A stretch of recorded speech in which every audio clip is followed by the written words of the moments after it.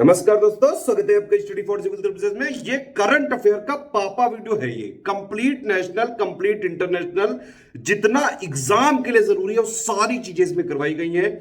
18 इसमें जो सेक्शन या टॉपिक वाइज भी करंट अफेयर इंक्लूडेड है, वन लाइनर भी है और प्लस मोस्ट एक्सपेक्टेड क्वेश्चंस भी हैं। अवार्ड्स एंड ऑनर से रिलेटेड हो गया, अपॉइंटमेंट हो गए, स्पोर्ट्स हो गए, समिट हो गए, रैंक एंड रिपोर्ट्स हो गए, इंपॉर्टेंट डेज हो गए, डेट्स हो गए, थीम्स हो गए, books, authors, science and technology से रिलेटेड जितने भी लेटेस्ट डेवलपमेंट है, स्कीम्स जो है गवर्नमेंट के कैंपेन्स हो गए, गवर्नमेंट के एप्स, पोर्टल्स हो गए, ऑबिटुअरी हो गई, डिफेंस हो गया, एग्रीमेंट हो गया, एप्स एंड पोर्टल्स हो गए, ब्रांड एम्बेसडर हो गए, जीआई टैग हो गए, साइक्लोन हो गया, प्लेसेस इन न्यूज हो गए और वन लाइनर हो गए।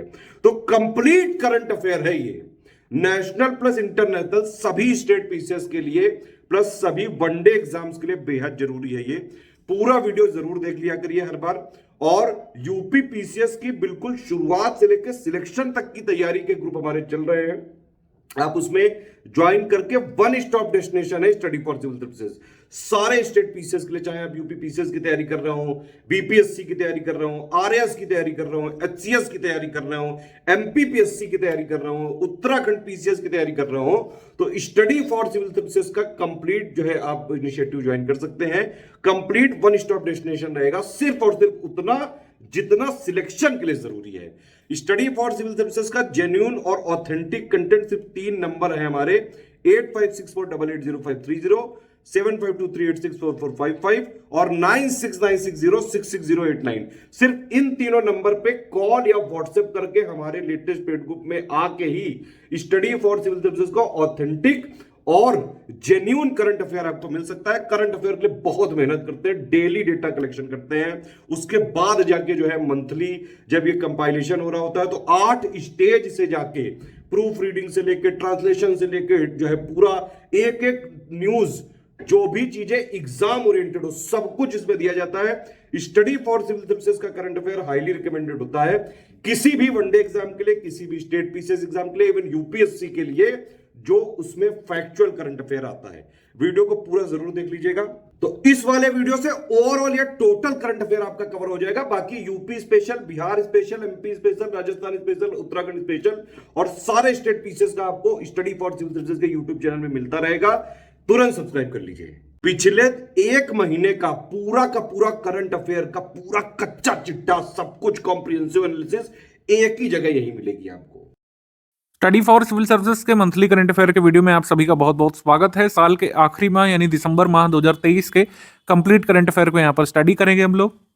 सबसे पहले यहाँ पर एग्रीमेंट है इंडिया और यूएई के बीच। इंडिया यूएई के बीच समझौता यहाँ पर हुआ है शैक्षणिक सहयोग मजबूत करने के लिए। मौजूदा शैक्षणिक सहयोग को स्ट्रेंथन करने का यहाँ पर समझौता हुआ है, यानी एजुकेशनल कोऑपरेशन। उससे ज़्यादा एक इवेंट इंपॉर्टेंट है। श्री धर्मेंद्र प्रधान हमारे शिक्षा मंत्री, ये 42 अबू धाबी नामक एक जो स्कूल है वहाँ पे इन्होंने विजिट किया था, तो ये ध्यान रखिएगा। हमारे शिक्षा मंत्री 42 अबू धाबी नामक एक स्कूल में गए थे अपनी यूएई की यात्रा के दौरान। खनिज विदेश इंडिया लिमिटेड, भारत सरकार ने अर्जेंटीना के कैटामार्का प्रोविंस में जो 5 लिथियम ब्लॉक हैं उनके लिए एक समझौता किया है अर्जेंटीना की एक फर्म के साथ, अन्वेषण और विकास के लिए। तो आप जानते हैं भारत लगातार अपने जो 30 क्रिटिकल मिनरल्स हमने आइडेंटिफाई किए हैं उनमें अन्वेषण के लिए, उनको प्राप्त करने के लिए, पहली बात तो जहां भारत में खोजा जा सकता है उनको, उनका अन्वेषण जारी कर चुका है और साथ ही साथ अदर दूसरे कंट्रीज में जहां से हम क्रिटिकल मिनरल्स को प्राप्त कर सकते हैं वहां के लिए लगातार प्रयासरत है। तो इसी दिशा में अर्जेंटीना के कैटामार्का प्रांत में जो लिथियम ब्लॉक्स आइडेंटिफाई किए गए हैं उसके कह सकते हैं संबंध में भारत ने सहयोग स्थापित किया है खनिज विदेश इंडिया लिमिटेड ने अर्जेंटीना की इस फर्म के साथ। इस साल के पीसीएस एग्जाम में सवाल भी आया था जब भारत में कुछ लिथियम ब्लॉक्स खोजे गए थे जम्मू कश्मीर में। तो यहाँ पे आपको ध्यान रखना है कि जो 30 क्रिटिकल मिनरल्स हैं इसमें ज़्यादातर जो क्रिटिकल मिनरल्स हैं उसके लिए भारत इंपोर्ट पर ही निर्भर है, जैसे कि लिथियम हो गया, कोबाल्ट हो गया। और जल्दी से हमको एक बात कमेंट करके बताइए कि खनिज विदेश इंडिया लिमिटेड या शॉर्ट फॉर्म इसको काबिल बोलते हैं, इसका सबसे पहली बात हेडक्वार्टर कहाँ पे है और ये किस कह सकते हैं क्राइटेरिया में फिट होने वाली कंपनी है, महारत्न में, नवरत्न में या फिर मिनी रत्न में? ये जल्दी से कमेंट करके बताइए। भारत और इटली के बीच यहाँ पे समझौता हुआ था प्रवासन और आवाजाही के लिए, यानी कि कह सकते हैं हम लोग माइग्रेशन एंड मूवमेंट एग्रीमेंट यहाँ पर हुआ है भारत और इटली के बीच। प्रसार भारती और रेडियो टेलीविजन मलेशिया के बीच समझौता हुआ है ब्रॉडकास्टिंग यानी प्रसारण के क्षेत्र में सहयोग के लिए। इटली का मैप थोड़ा सा हम लोग देख लेते हैं। इटली कैपिटल यहाँ पे रोम है। इटली टेरेनियन सी, एड्रियाटिक सी, और यहाँ पे हम लोग कह सकते हैं आयनियन सी, और मेडिटेरेनियन सी से यहाँ पर कह सकते हैं घिरा हुआ है। इटली का ये आइलैंड है, ये सर्डिनिया इसका नाम है, और ये कॉर्सिका नामक जो आइलैंड है ये जस्ट बगल में सर्डिनिया के, लेकिन ये फ्रांस का आइलैंड है, ध्यान रखिएगा, ये अलग अलग एक बार पूछा जा चुका है। तो सर्डिनिया आइलैंड पे अधिकार किसका है? इटली का, लेकिन जो कोर्सिका आइलैंड है वो है फ्रांस का। अपॉइंटमेंट्स में सबसे पहले है कर्ट कैम्पबेल, ये US deputy secretary of state बने हैं, अमेरिकी उपराज्य सचिव। देन उसके बाद कोप्पू सदाशिव मूर्ति, ये भारत हैवी इलेक्ट्रिकल्स लिमिटेड के अध्यक्ष और प्रबंध निदेशक बने हैं, BHEL के। फिर उसके बाद के थान लेशमी, भारतीय मूल के हेल्थ केयर यूनियनिस्ट हैं, सिंगापुर के सबसे बड़े श्रमिक समूह या फिर labour union national trades union congress के अध्यक्ष बने। के थान लेशमी भारतीय मूल के हैं ये, सिंगापुर के नागरिक। अब्देल फतेह अल सीसी, मिस्र के राष्ट्रपति लगातार तीसरी बार ही बने, मिस्र के राष्ट्रपति लगातार तीसरी बार। 2023 के गणतंत्र दिवस में हमारे चीफ गेस्ट भी थे डॉक्टर मोहन यादव, भाजपा से ये नए चीफ मिनिस्टर बने हैं मध्य प्रदेश के। इनको शपथ दिलाई है राज्यपाल मंगू भाई छगन भाई पटेल ने। इसके बाद ये भारतीय जनता पार्टी के ही नरेंद्र सिंह तोमर मध्य प्रदेश की 16वीं विधानसभा के स्पीकर या अध्यक्ष बने हैं, ये ध्यान रखिएगा। MPPSC आप ध्यान रखिए 28 अप्रैल 2024 को है प्रीलिम्स वाला, तो उसमें आ सकता है, स्पीकर का नाम पूछ सकते हैं। विष्णुदेव साय, ये छत्तीसगढ़ के पहले ट्राइबल मुख्यमंत्री बने हैं, तो ये ध्यान रखिएगा। इनको राज्यपाल विश्वभूषण हरिचंदन ने शपथ दिलाई। श्री भजन लाल शर्मा, बीजेपी के ही, ये राजस्थान के मुख्यमंत्री ये नए बने, इनको शपथ दिलाई थी राज्यपाल कलराज मिश्र ने, कलराज मिश्र। लाल दुहुमा जोरम पीपल्स मूवमेंट पार्टी के कह सकते हैं जुड़े हुए मेंबर हैं, मिजोरम के छठे मुख्यमंत्री बने हैं, इनको राज्यपाल हरिबाबू कंभमपति ने शपथ दिलाई है, हरिबाबू कंभमपति। ये राज्यपाल के नाम इसलिए भी लिखे हुए हैं क्योंकि इस तरीके से आ सकता है। यूपीपीएससी की क्रिएटिविटी आप जानते हैं, लिस्ट वाले क्वेश्चन बनाने में लिस्ट 1 इधर दे देगा, लिस्ट 2 इधर आ सकता है, यहाँ पे CM का नाम होगा, यहाँ पे जिन गवर्नर है उनको शपथ दिलाई उनका नाम हो सकता है, तो इस वजह से राज्यपालों के नाम ध्यान रखिएगा। अनुमूल रेवंत रेड्डी, ये नए चीफ मिनिस्टर तेलंगाना के बने और कांग्रेस से हैं ये। अनुमूल रेवंत रेड्डी को शपथ दिलाई तमिलिसाई सौंदरराजन ने, तमिलिसाई सौंदरराजन ने। डोनाल्ड टस्क, ठीक है, ट्रंप नहीं, डोनाल्ड टस्क, ये पोलैंड के नए प्रधानमंत्री बने हैं, पोलैंड के। पोलैंड की जो राजधानी है वो वॉर्सो है, यहाँ पे बाल्टिक सी से सीमा साझा की जाती है, ठीक है, बाल्टिक सी से लगने वाला एक देश है पोलैंड, ठीक है। एंड्री रोज़ोइलिना, ये मदागास्कर के राष्ट्रपति बने हैं तीसरी बार, ठीक है। एंटोनियो कोस्टा, पुर्तगाल के प्रधानमंत्री के तौर पर इन्होंने इस्तीफा दिया है, ये पोर्चुगल के प्राइम मिनिस्टर बने थे वर्ष 2015 में, इन्होंने अभी इस्तीफा दे दिया है। मदागास्कर की अगर बात करें तो अफ्रीकन कॉन्टिनेंट के पास है, सबसे नज़दीकी जो कंट्री जो इससे अफ्रीका मेनलैंड की साझा करती है वो है मोजाम्बिक। इसकी कैपिटल है अंटानारियो, अंटानारियो इसकी कैपिटल है मदागास्कर की। मदागास्कर के बारे में एक सुपरलेटिव फेमस है, वो क्या सुपरलेटिव है जल्दी से कमेंट करके बताइए। मदागास्कर आइलैंड के बारे में जो सुपरलेटिव यानी सबसे बड़ा सबसे छोटा क्या चीज़ है वो। Doctor Sameer Shah, Indian British यानी ब्रिटिश नागरिक भारतीय मूल के, नए चेयरपर्सन बन गए हैं BBC के। इसके बाद डॉक्टर अनीश शाह, ये फिकी के अध्यक्ष बने हैं। अनीश शाह ने सूर्यकांत पांडा का स्थान ग्रहण किया है, इनसे पहले ये थे। Justice Satish Chandra Sharma, justice Augustine George Masih and justice Sandeep Mehta उच्चतम न्यायालय के नए न्यायाधीश आए हैं, कोलेजियम ने इनको रिकमेंड किया था। इस तरीके से कुल न्यायाधीशों की संख्या 34 इस समय हो गई सुप्रीम कोर्ट में। आप जल्दी से हमको कमेंट करके बताइए कि मैक्सिमम स्ट्रेंथ कितनी हो सकती है सुप्रीम कोर्ट में, मैक्सिमम स्ट्रेंथ सुप्रीम कोर्ट की कितनी हो सकती है और ये कौन डिटरमाइन करता है कि मैक्सिमम स्ट्रेंथ क्या होगी, जल्दी से कमेंट करके बताइए। दिनेश त्रिपाठी, ये वाइस एडमिरल, भारत के नए vice chief of navy staff बने हैं, vice chief of navy staff ही बन गए हैं। वाइस चीफ वही बनते हैं जो अगले चीफ ऑफ नेवी स्टाफ बनने वाले होते हैं, तो ये भी इंपॉर्टेंट है। कंचन देवी, ये director general of Indian council of forestry research and education ICFRE Dehradun की महानिदेशक या फिर कह सकते हैं डायरेक्टर जनरल DG बनी है और इस तरीके से इस पद पर नियुक्ति होने वाली पहली महिला भारतीय वन सेवा अधिकारी ये बनी है। आप जानते हैं कि कई सारी जो गवर्नमेंट्स है इस पर फोकस करती हैं वुमेन रिप्रेजेंटेशन इंश्योर करने के लिए कि किसी भी ऑर्गेनाइजेशन में जहां पर कभी भी कोई हेड फीमेल ना रही हो तो उसको बनाया जाए, तो कई सारे रिकॉर्ड ये बनाए जाते हैं। खासकर आप देखेंगे दिसंबर मंथ में। प्रेरणा देवस्थली, ये भारत के नौसेना युद्धपोत की कमान संभालने वाली पहली महिला अधिकारी बनी है, first women officer to command an Indian naval warship, Prerna Devasthali. तो इनको कमांडिंग ऑफिसर नियुक्त किया गया है water jet FAC INS Trinkat में। इसको जो है कई न्यूज़ वालों ने गलत लिख दिया है, त्रिकंद लिख दिया है शायद, वो गलत लिखा हुआ है। INS त्रिंकट में इनको जो है कमांड किया गया है कमांडिंग ऑफिसर बनाया गया है, ये ध्यान रखिएगा। INS त्रिंकट ना कि त्रिकंद। तो प्रेरणा देवस्थली के बाद मनीषा पाढ़ी स्क्वाड्रन लीडर, देश की पहली महिला सहायक डी कैंप या असिस्टेंट डी कैंप बनी है। मिजोरम गवर्नर डॉक्टर हरि बाबू कुंभपति ने इनको अपॉइंट किया है। Women Ed D camp, ADC जिसको बोलते हैं। फिर गीतिका कौल स्नो लिपार्ड ब्रिगेड की कैप्टन, सियाचिन जो कि वर्ल्ड्स हाईएस्ट बैटलफील्ड माना जाता है, विश्व के सबसे ऊंचे स्थित युद्ध क्षेत्र में तैनात होने वाली पहली महिला चिकित्सा अधिकारी ये बनी है। First women medical officer to be deployed in Siachen. Again इससे मिलता जुलता एक अपॉइंटमेंट है, फातिमा वसीम। इनको क्या किया गया है, सियाचिन पर एक ऑपरेशनल पोस्ट पर तैनात किए जाने वाली जो है पहली महिला अधिकारी बनी है। तो दोनों लोग एक ही प्रशिक्षण बैटल स्कूल से हैं, तो दोनों के बारे में ध्यान रखिएगा। गीतिका कौल क्या है, ये first women medical officer to deployed in Siachen. Fatima Wasim क्या है, first women medical officer to be deployed at an operational post in Siachen. तो ऑपरेशनल पोस्ट में अपॉइंट किया गया है फातिमा को, और कुल मिलाकर सियाचिन में अपॉइंट होने वाली पहली है गीतिका कौल। ऑप्शन में जैसा भी पूछा जाए उसके हिसाब से आप करेंगे। जोसेफ बोकाई नए प्रेसिडेंट बने हैं लाइबेरिया के। तो लाइबेरिया एक अफ्रीकन कंट्री है, अफ्रीका कॉन्टिनेंट में पड़ता है, और ये एक कह सकते हैं लैंडलॉक्ड कंट्री नहीं है। ये इसकी सीमा अटलांटिक ओशन से लगती है। लाइबेरिया कैपिटल है मोनरोविया। ये वेस्टर्न अफ्रीका में पड़ता है, वेस्टर्न अफ्रीका में। वहाब रियाज ये पूर्व पाकिस्तानी तेज गेंदबाज हैं। ये 2011 वर्ल्ड कप खेले थे, अगर आपको याद हो। पाकिस्तानी पुरुष क्रिकेट टीम के मुख्य चयनकर्ता या चीफ सिलेक्टर बने हैं। इंजमाम उल हक हट गए हैं वहाँ के चीफ सिलेक्टर के तौर पर। संजय सिंह ये भारतीय कुश्ती महासंघ के अध्यक्ष बने। इनका अपॉइंटमेंट बड़ा मतलब कह सकते हैं विवादास्पद रहा है, क्योंकि इनके अपॉइंटमेंट के बाद साक्षी मलिक ने जो है कुश्ती से संन्यास ले लिया था।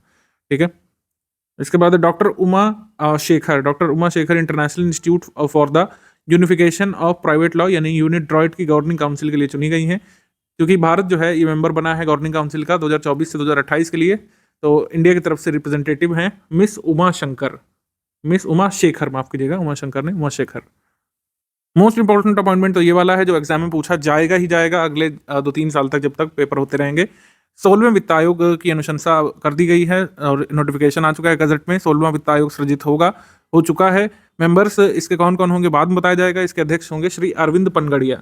नाम बहुत फेमिलियर है, आप अगर स्टूडेंट हैं जीएस के, करंट अफेयर फॉलो कर रहे हैं 1-2 वर्षों से, तो आप जानते होंगे श्री अरविंद पनगड़िया कौन है।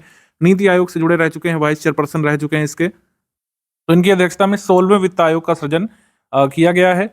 अन्य मेंबर्स कौन होंगे वो जल्द बताया जाएगा। ड्यूरेशन कब की होगी ये बता दिया गया है इनकी, वो सब बताएंगे हम जब डिटेल्ड नोटिफिकेशन आएगा वित्त आयोग के सृजन के बारे में।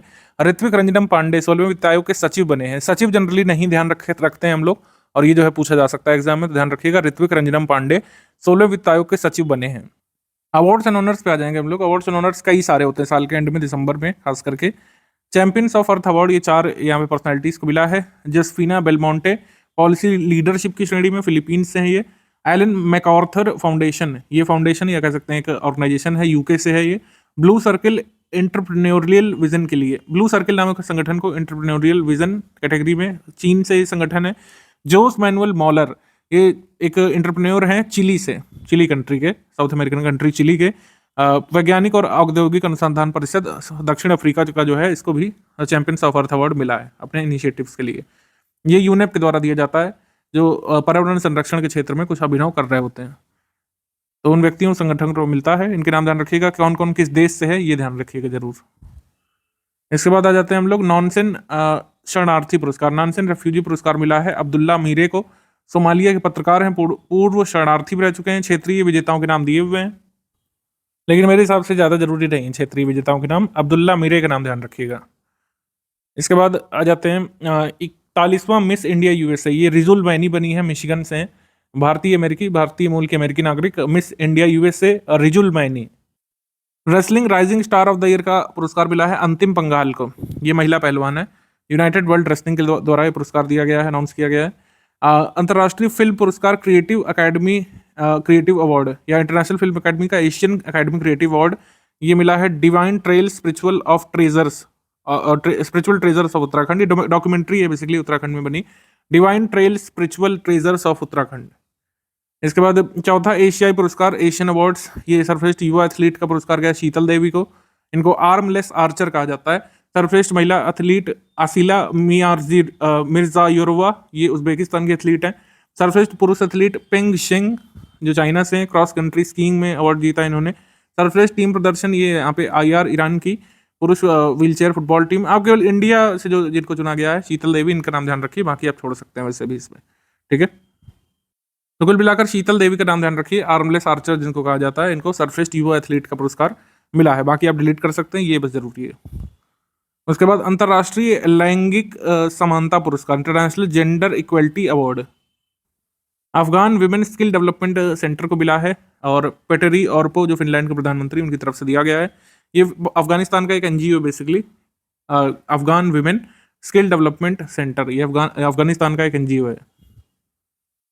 54वें अंतर्राष्ट्रीय फिल्म महोत्सव में भारतीय सिनेमा में विशेष पहचान के लिए पुरस्कार दिया गया, special recognition in Indian cinema का पुरस्कार माधुरी दीक्षित को। माधुरी दीक्षित 6 फिल्म फेयर जीत चुकी हैं अपने करियर में, 14 बार सर्वश्रेष्ठ अभिनेत्री का फिल्म फेयर पुरस्कार के लिए नामांकित की जा चुकी हैं, ये सब इनके कह सकते हैं एक्लेट्स हैं।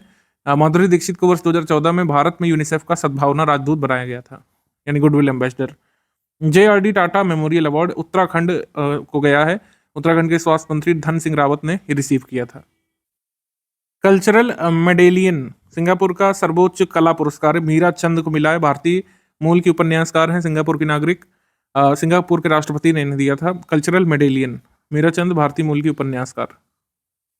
इंटीरियर 2023 के लिए वैश्विक विशेष पुरस्कार, world special award for interior 2023 UNESCO की तरफ से मिला है, जो टर्मिनल 2 है बेंगलुरु के कैंपगोड़ा इंटरनेशनल एयरपोर्ट की, उसे मिला है।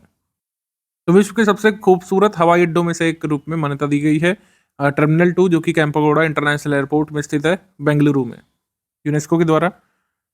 वर्ष 2023 में शांति के लिए इंदिरा गांधी पुरस्कार जो दिया जाता है, ये मिला है डैनियल बोरेनबोइम को, जो कि पियानो वादक हैं, और अली अबू अव्वाद को, जो कि फिलिस्तीन के हैं, फिलिस्तीन पीस एक्टिविस्ट। तो अली अबू अव्वाद और डैनियल बोरेनबोइम को ये मिला है इंदिरा गांधी मेमोरियल ट्रस्ट के द्वारा।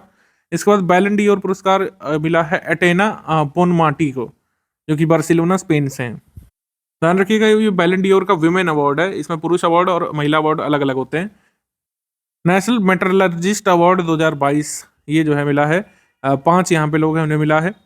तो लाइफ टाइम अचीवमेंट पुरस्कार थोड़ा ज़्यादा जरूरी होता है हमेशा ही, तो डॉक्टर कमाशी मुदाली उथांडी को मिला है, डॉक्टर देबाशीष भट्टाचार्य जी को राष्ट्रीय धातु विज्ञानी पुरस्कार मिला है, डॉक्टर रामेश्वर शाह को लौह और इस्पात क्षेत्र में अनुसंधान और विकास पुरस्कार, निलोय कुंडू को युवा धातु विज्ञानी पर्यावरण पुरस्कार, और अगिलान मुथुमणिकम को युवा धातु विज्ञानी मेटल साइंस पुरस्कार मिला है।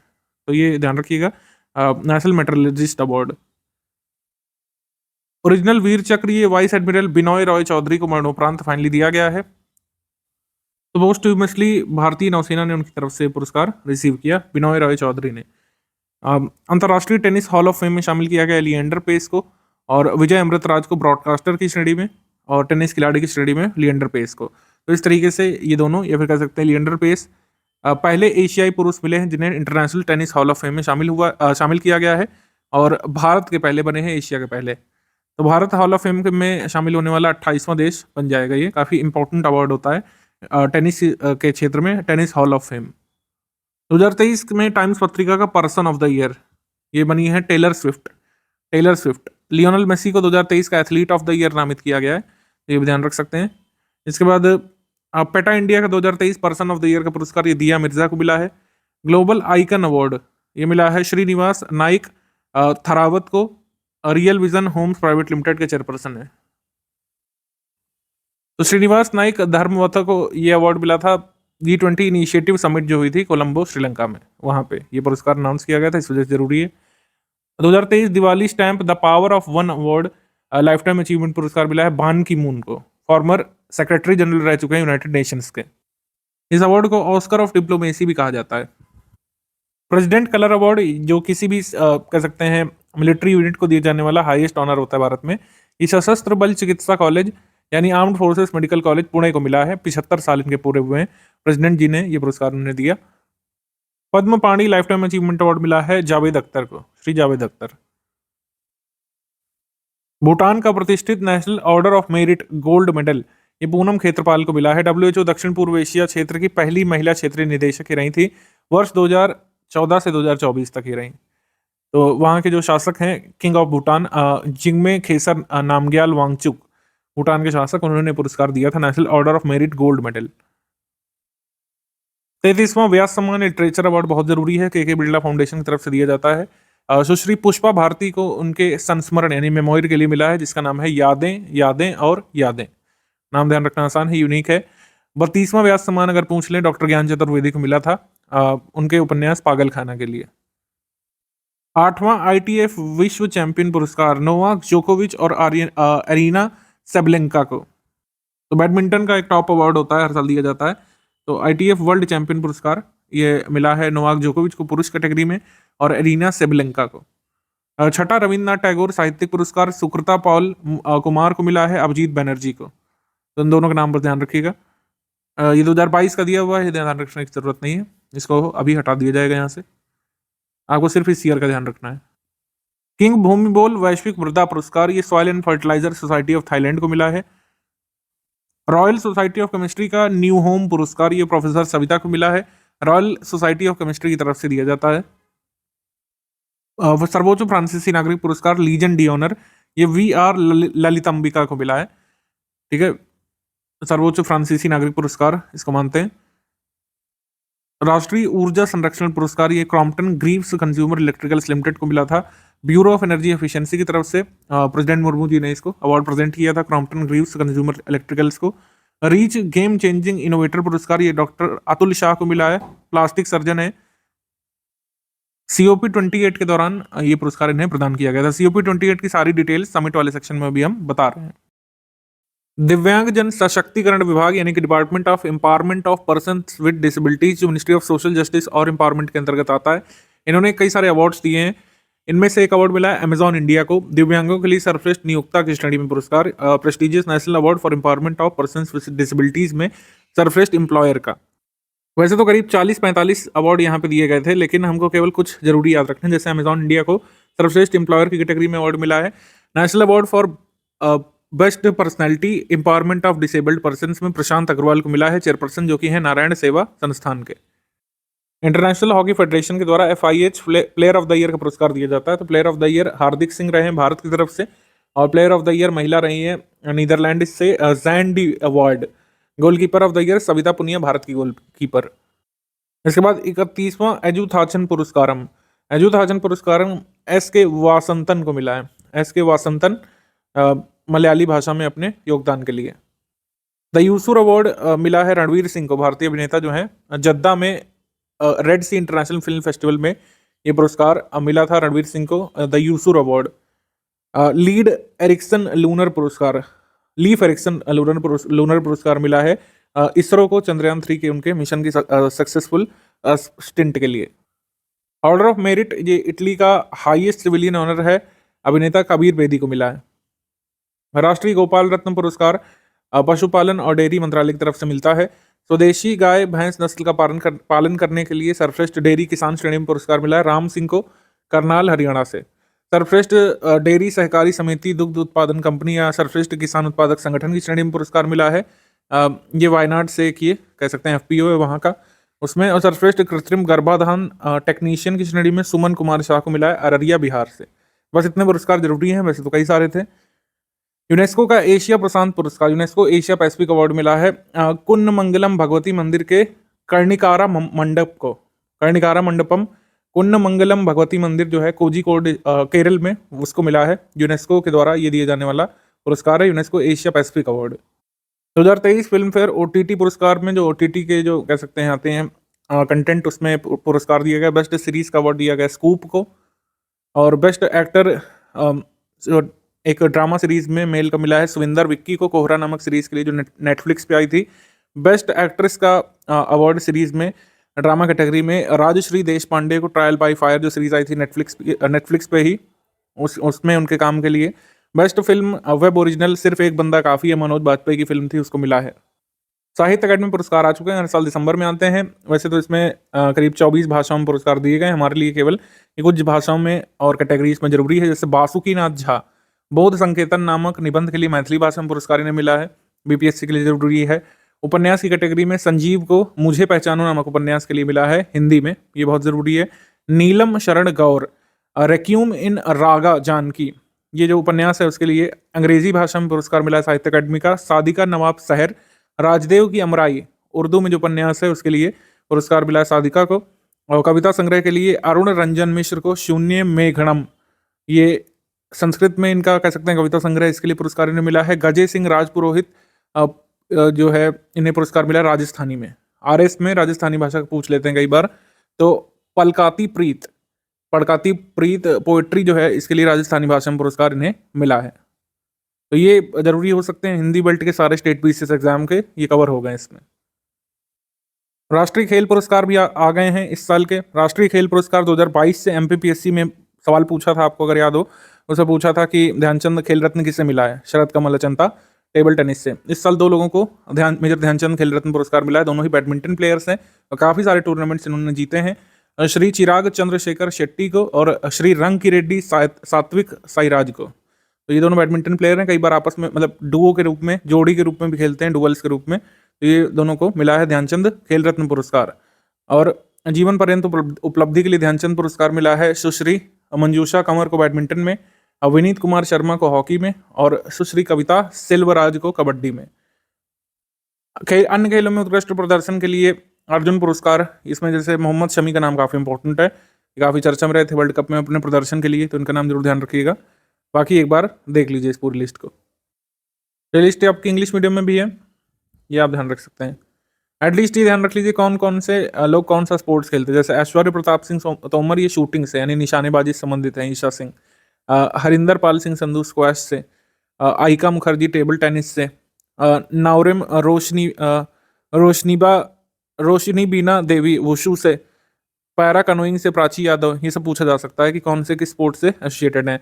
अल्लूरी अजय कुमार रेड्डी ब्लाइंड क्रिकेट से, जो ज़्यादा पॉपुलर स्पोर्ट्स नहीं है उन्हीं का ज़्यादा पूछने की उम्मीद होती है। जैसे दिव्यकीर्ति सिंह, ये इक्वेस्टेरियन ड्रेसेज से। बुक्स एंड ऑथर में सबसे इंपॉर्टेंट बुक रघुराम राजन की, आरबीआई के पूर्व गवर्नर, और रोहित लांबा ने मिलकर के इसको लिखा है। बुक का नाम है ब्रेकिंग द मोल्ड, री इमेजिनिंग इंडियाज इकोनॉमिक फ्यूचर। इसके बाद Zeba an accidental super hero, ये हुमा कुरैशी जो एक्टर है उन्होंने लिखा है, एक्ट्रेस मतलब कह सकते हैं हम लोग। Pranab my father a doctor remembers, ये शर्मिष्ठा मुखर्जी की किताब है। शर्मिष्ठा मुखर्जी पुत्री हैं दिवंगत पूर्व राष्ट्रपति प्रणब मुखर्जी जी की। नए भारत का सामवेद, ये प्रधानमंत्री मोदी जी के भाषणों का संकलन है। इसका विमोचन किया था पूर्व राष्ट्रपति रामनाथ कोविंद जी ने। Welcome to paradise, Twinkle Khanna की किताब है वेलकम टू पैराडाइज, ये उनकी चौथी किताब है। ट्विंकल खन्ना कौन है? पूर्व एक्ट्रेस और श्री अक्षय कुमार जी की वाइफ। इंपॉर्टेंट डेट्स थीम में वर्ल्ड सस्टेनेबल ट्रांसपोर्ट डे 26 नवंबर को होता है। सस्टेनेबल ट्रांसपोर्ट, सस्टेनेबल डेवलपमेंट इस पर थीम थी। रेड प्लैनेट डे या फिर मार्स दिवस होता है 28 नवंबर को। फिलिस्तीनी लोगों के लिए एकजुटता का अंतर्राष्ट्रीय दिवस, ये 29 नवंबर को। इंटरनेशनल जैगुआर डे 29 नवंबर को। और रासायनिक युद्ध के लिए सभी पीड़ितों के लिए स्मरण दिवस 30 नवंबर को। वर्ल्ड एड्स डे 1 दिसंबर को। लेट कम्युनिटीज लीड इस बार थीम थी। 61वां स्थापना दिवस नागालैंड का 1 दिसंबर को ही। सशस्त्र सीमा सुरक्षा बल का स्थापना दिवस भी 1 दिसंबर को। विश्व कंप्यूटर साक्षरता दिवस 2 दिसंबर को। नेशनल पॉल्यूशन कंट्रोल डे 2 दिसंबर को। 2 दिसंबर 2023 को भोपाल गैस त्रासदी की कह सकते हैं 39वीं वर्षगांठ मनाई गई थी। इस दिवस की शुरुआत भी भोपाल गैस ट्रेजेडी के बाद से ही हुई थी। असम दिवस या असम डे 2 दिसंबर को। International day with persons with disabilities, ये 3 दिसंबर को होता है। भारतीय नौसेना दिवस 4 दिसंबर को। प्रधानमंत्री मोदी जी ने छत्रपति शिवाजी महाराज को श्रद्धांजलि दी और महाराष्ट्र के तटीय किले सिंधुगढ़ में उनकी भव्य प्रतिमा का अनावरण भी किया है। अंतर्राष्ट्रीय चीता दिवस, इंटरनेशनल चीता डे 4 दिसंबर को। इंटरनेशनल बैंक डे 4 दिसंबर को। वर्ल्ड सॉइल डे 5 दिसंबर को। बांग्लादेश भारत मैत्री दिवस 6 दिसंबर को। आर्म्ड फोर्सेस फ्लैग डे 7 दिसंबर को। इंटरनेशनल ह्यूमन राइट्स डे 10 दिसंबर को। ईयर 2023 में 75वीं वर्षगांठ यहाँ पे बनाई गई है universal declaration of human rights की। तो जहाँ पर भी स्टेट पीसीएस के सिलेबस में राइट्स इशू दिया है ना, राइट्स इश्यूज, जैसे कि यूपी पीसीएस में दिया है, उत्तराखंड पीसीएस में भी दिया है, ओडिशा पीसीएस में भी दिया है, तो वहाँ पे बहुत पूछे जाने की उम्मीद है इस साल कि कौन सी वर्षगांठ हमने मनाई international declaration of human rights की 75वीं मनाई है, ध्यान रखिएगा 75th। यूनिसेफ डे 11 दिसंबर को होता है। राष्ट्रीय अश्व या फिर घोड़ा दिवस, घोटक दिवस 13 दिसंबर को। नेशनल एनर्जी कंजर्वेशन डे 14 दिसंबर को। माइनॉरिटीज डे, राष्ट्रीय अल्पसंख्यक अधिकार दिवस 18 दिसंबर को। 23वां अंतर्राष्ट्रीय प्रवासी दिवस 18 दिसंबर को ही। तो प्रवासी और अल्पसंख्यक दिवस एक ही दिन मनाया जाता है, ध्यान रखिएगा। गोवा लिबरेशन डे 19 दिसंबर को मनाते हैं। नेशनल मैथमेटिक्स डे 22 दिसंबर को मनाते हैं। राष्ट्रीय किसान दिवस नेशनल फार्मर्स डे 23 दिसंबर को, और राष्ट्रीय उपभोक्ता अधिकार दिवस 24 दिसंबर को। सुशासन दिवस यानी गुड गवर्नेंस डे 25 दिसंबर को पहली बार 2014 में मनाया गया था। 99वीं जयंती इस साल मनाई गई है श्री अटल बिहारी वाजपेयी जी की, ध्यान रखिएगा। इसके बाद पंडित मदन मोहन मालवीय जयंती 25 दिसंबर को। दूसरा वीर बाल दिवस 26 दिसंबर को मनाया गया।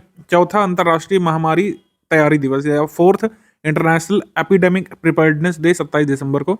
7 दिसंबर 2020 को ये अप्रूव किया गया था कि हर साल 27 दिसंबर को महामारी की तैयारी का अंतर्राष्ट्रीय दिवस मनाया जाएगा। तो चौथा था, इस साल हमने मनाया। आ जाते हैं साइंस टेक वाले सेक्शन पे। तो साइंस टेक सेक्शन में कई सारे इनोवेशंस के बारे में बात होती है जो एग्जाम में पूछे जा सकते हैं, जैसे world first electric flying passenger ship, ये डेवलप की है स्वीडन की कैंडेला P12 नामक एक कंपनी ने, ठीक है। तो बस स्वीडन ने, और ये कैंडेला P12 इसका नाम ध्यान रखिएगा। स्वीडन ने अभी world first electric flying passenger ship का यहाँ पे ट्रायल यहाँ पे शुरू कर दिया है। इसके बाद भारत का प्रथम डिजिटल एस्क्रो प्राधिकरण यानी फर्स्ट डिजिटल एस्क्रो जो है अप्रूव किया गया है international financial services centre authority के द्वारा, यानी IFSC के द्वारा। इसका नाम है एस्क्रोपे। विश्व का पहला AI सुरक्षा संस्थान, ब्रिटेन के इस समय के प्रधानमंत्री ऋषि सुनाक ने कहा है कि 26 अक्टूबर 2023 को ब्रिटेन में विश्व के पहले AI सुरक्षा संस्थान को खोला जाएगा। मतलब कुल मिलाकर इन्होंने कहा है कि जल्द ही नियर फ्यूचर में world first AI security institute establish होगा ब्रिटेन में। World first transatlantic flight to run on 100% sustainable aviation fuel. Virgin Atlantic नामक फ्लाइट जो है बोइंग 787 नामक विमान पर 100% सतत विमान ईंधन का उपयोग करके उड़ान भरने वाली पहली कह सकते हैं ट्रांस अटलांटिक फ्लाइट ये बनी थी। India world first transatlantic flight to run on 100% sustainable aviation fuel. इसका नाम था फ्लाइट 100। इसने उड़ान भरी थी लंदन के हीथ्रो एयरपोर्ट से, और ये न्यूयॉर्क के John F Kennedy international airport ये पहुंचा था plane. World's largest operational experimental nuclear fusion reactor JT60SA इसको अनेबल किया गया है। फ्रांस और माफ कीजिएगा यूरोपियन यूनियन और जापान का ज्वाइंट प्रोजेक्ट है। तो जापान ने अनेबल किया है world's largest nuclear fusion reactor. 1 दिसंबर 2023 को ऑनलाइन दिखाया था कि इस तरीके का होगा। कहाँ पे ये इसको कंस्ट्रक्ट किया गया है? टोक्यो में। इसमें कहा गया है कि ये वो टेक्नोलॉजी या फिर वो प्रोसेस एमुलेट कर सकता है, उसकी नकल कर सकता है जो प्रोसेस न्यूक्लियर फ्यूजन की सन में इस्तेमाल होती है। ऐसे कई सारे प्रयोग चल रहे हैं। जैसे फ्रांस में कहा गया है कि इससे भी ज़्यादा एनर्जी जनरेट करने वाला एक न्यूक्लियर रिएक्टर तैयार हो जाएगा, 2-3 वर्षों में तैयार हो जाएगा वो। तो फ्रांस उसका निर्माण कर रहा है। हालांकि जापान का ने जो अभी दिखाया है ये इस समय कैपेसिटी के लिहाज से और ऑपरेशनल होने के तौर पर वर्ल्ड्स लार्जेस्ट है। एक चीज़ जो आपको ध्यान रखनी है कि न्यूक्लियर रिएक्टर जो है वो किस प्रोसेस का इस्तेमाल करते हैं जनरली? न्यूक्लियर फिशन रिएक्शन का, कंट्रोल्ड न्यूक्लियर फिशन और रिएक्शन का इस्तेमाल करते हैं। लेकिन ये कौन सा है? ये वर्ल्ड्स लार्जेस्ट फ्यूजन रिएक्टर है। तभी मैंने कहा कि जो सन में जो प्रोसेस होती है एनर्जी जनरेशन की न्यूक्लियर फ्यूजन, उसको एमुलेट करता है या फिर उसकी नकल उतारने की कोशिश करता है। World's deepest underground physics laboratory चीन ने शुरू की है। दुनिया की सबसे गहरी भूमिगत भौतिकी प्रयोगशाला इसको लॉन्च किया है। Deep ultra low radiation background facility for frontier physics experiment इसका नाम है। डार्क मैटर की खोज करने के लिए इसको लॉन्च किया गया है चाइना के द्वारा। वर्ल्ड्स फास्टेस्ट इंटरनेट सर्विस इसको लॉन्च किया है किसने? चाइना ने ही। विश्व की सबसे तेज इंटरनेट सर्विस है, 1.2 टेराबिट्स प्रति सेकंड है। यानी आप लगभग ये मानिए 1 सेकंड में 150 HD फिल्मों को ट्रांसफर या डाउनलोड कर सकते हैं हम लोग इससे, इतनी स्पीड है। इसको वहाँ के सिंगो यूनिवर्सिटी हुआवे टेक्नोलॉजीज जो है चाइना मोबाइल जिसको वहाँ बोलते हैं, उसने मिलकर के बनाया, सरनेट कॉर्पोरेशन ने। भारत सरकार द्वारा स्मिशिंग के प्रति एडवाइजरी जारी की गई थी। जैसे फिशिंग आपने सुना होगा, फिशिंग के बारे में अभी MPPSC ने पूछा था क्योंकि वहाँ पे साइंस टेक्नोलॉजी और इन्फॉर्मेशन टेक्नोलॉजी अलग से पूछी जाती है। तो फिशिंग जो है आपको पता है कि इसमें ट्रिक किया जाता है यूज़र को। जैसे कुछ SMS आते हैं कि आपका ATM कार्ड बंद होने वाला है, मैं बैंक से बोल रहा हूँ, अपना पिन भेजिए जिससे हम उसको दोबारा चालू कर दें। तो इसको बोलते हैं फिशिंग। मूवी लवर्स के लिए जमताड़ा, ठीक है, जमताड़ा सीरीज में जो दिखाया है उसी को बोलते हैं फिशिंग। कि आपको एक कॉल की जाती है, फर्जी चीज़ें बताई जाती हैं कि आपका ये बंद होने वाला है या फिर ये मैं हेल्प करना चाहता हूँ, बैंक का रिप्रेजेंटेटिव बोल रहा हूँ आपसे, कॉन्फिडेंशियल इन्फॉर्मेशन निकाल लेते हैं, ठीक है। तो वो है। तो एक और नई चीज़ सामने है, ये स्मिशिंग यानी एसएमएस प्लस फिशिंग। स्मिशिंग का मतलब क्या होता है कि टेक्स्ट मैसेजेस जो है एक्सेस करना चाहते हैं लोगों के, जिससे लोगों को मालवेयर डाउनलोड करने के लिए प्रेरित कर सकें या फिर उनका सेंसिटिव डेटा निकलवाया जा सके। भारत में सैटेलाइट इंटरनेट सर्विसेज के लिए लाइसेंस एक्वायर कर लिया है वनवेब ने और जियो सैटकॉम ने, जिससे भारत में भी सैटेलाइट इंटरनेट सर्विसेज जो है वो प्रोवाइड की जा सके। तो ऐसे पहली कंपनी बन गए कुल मिला करके जिन्हें ये लाइसेंस प्राप्त हुआ है। विश्व के पहले चौथी पीढ़ी के परमाणु रिएक्टर को यहाँ पे दिखाया गया है। World first 4th generation nuclear reactor को अनवील किया है किसने? चाइना ने। तो ये वर्ल्ड का पहला 4th जनरेशन न्यूक्लियर रिएक्टर है। इसका नाम रखा गया है शिदाओआन। शिदाओआन परमाणु ऊर्जा संयंत्र है, चीन के पूर्वी शेडोंग प्रोविंस में स्थित है। India fastest solar electric boat Barracuda को लॉन्च किया गया है यहाँ पे। ये 12 नॉटिकल माइल की गति से चल सकती है, एक बार चार्ज होने पर 7 घंटे तक चल सकती है। बाराकुडा बोट को जो है सौर शक्ति नाम भी दिया गया है। ये भारत की सबसे तेज सौर इलेक्ट्रिक शिप या फिर नाव हम लोग कह सकते हैं। गूगल द्वारा सबसे पावरफुल एआई मॉडल लॉन्च किया गया है जिसका नाम है जेमिनी। इसका नाम क्या है? जेमिनी, बस यही जरूरी है। एरिजोना यूनिवर्सिटी के वैज्ञानिकों ने मंगल ग्रह पर ज्वालामुखी गतिविधियों की पहचान की है, जिससे पृथ्वी के भूवैज्ञानिक इतिहास के साथ दिलचस्प समानताएं दिख रही हैं। मतलब कह सकते हैं कि अर्थ के जियोलॉजिकल हिस्ट्री के साथ पैरेलल्स यहाँ पे ड्रॉ किए जा रहे हैं, जो अभी वोल्केनिक एक्टिविटी मार्स में देखने को मिली है। तो मार्शियन प्लेन जो है यानी मार्स की जो सतह है एलिजाबेथ प्लेनिशिया, वहाँ पर जो है देखा गया वोल्केनिक एक्टिविटी जो 120 मिलियन ईयर के पहले हुई होगी, उसका खोज यहाँ पे की है एरिजोना यूनिवर्सिटी के वैज्ञानिकों ने। तो काफ़ी एक इम्पोर्टेंट कह सकते हैं मार्स के बारे में हमको जानकारी मिली है। WHO ने नोमा नामक एक डिसीज को NTD घोषित कर दिया है, यानी कि नेग्लेक्टेड ट्रॉपिकल डिसीजेस। इसके केसेस देखने को मिल रहे हैं सब सहारन अफ्रीका में, सर्वाधिक केसेस अफ्रीका में है, लेकिन अमेरिका और एशिया में भी कुछ केसेस यहाँ पे देखे गए हैं। इसमें क्या होता है कि मुंह के जो हिस्से हैं, मतलब मुंह के नरम और कठोर ऊतक हैं, उसको प्रभावित करता है। कई सारे अजीब सी संरचनाएं मुख पर बन जाती हैं इसमें। ईरान ने अभी अनाउंस किया था कि उन्होंने अपने सलमान नामक रॉकेट से अंतरिक्ष में जानवरों को एक स्पेस कैप्सूल में भेजा है, ठीक है। और किस जानवर को भेजा हालांकि उन्होंने बताया नहीं। तो ईरान ने घोषणा की थी कि उन्होंने स्पेस में एनिमल्स को भेजा, जिससे आगे के ह्यूमन मिशंस के बारे में कह सकते हैं मंत्रणा की जा सके, अन्वेषण किया जा सके। तो ईरान का नाम ध्यान रखिएगा। इन्होंने अनाउंस किया था कि इन्होंने कुछ एनिमल्स को अपने स्पेस कैप्सूल में सलमान नामक रॉकेट से भेजा है। सलमान।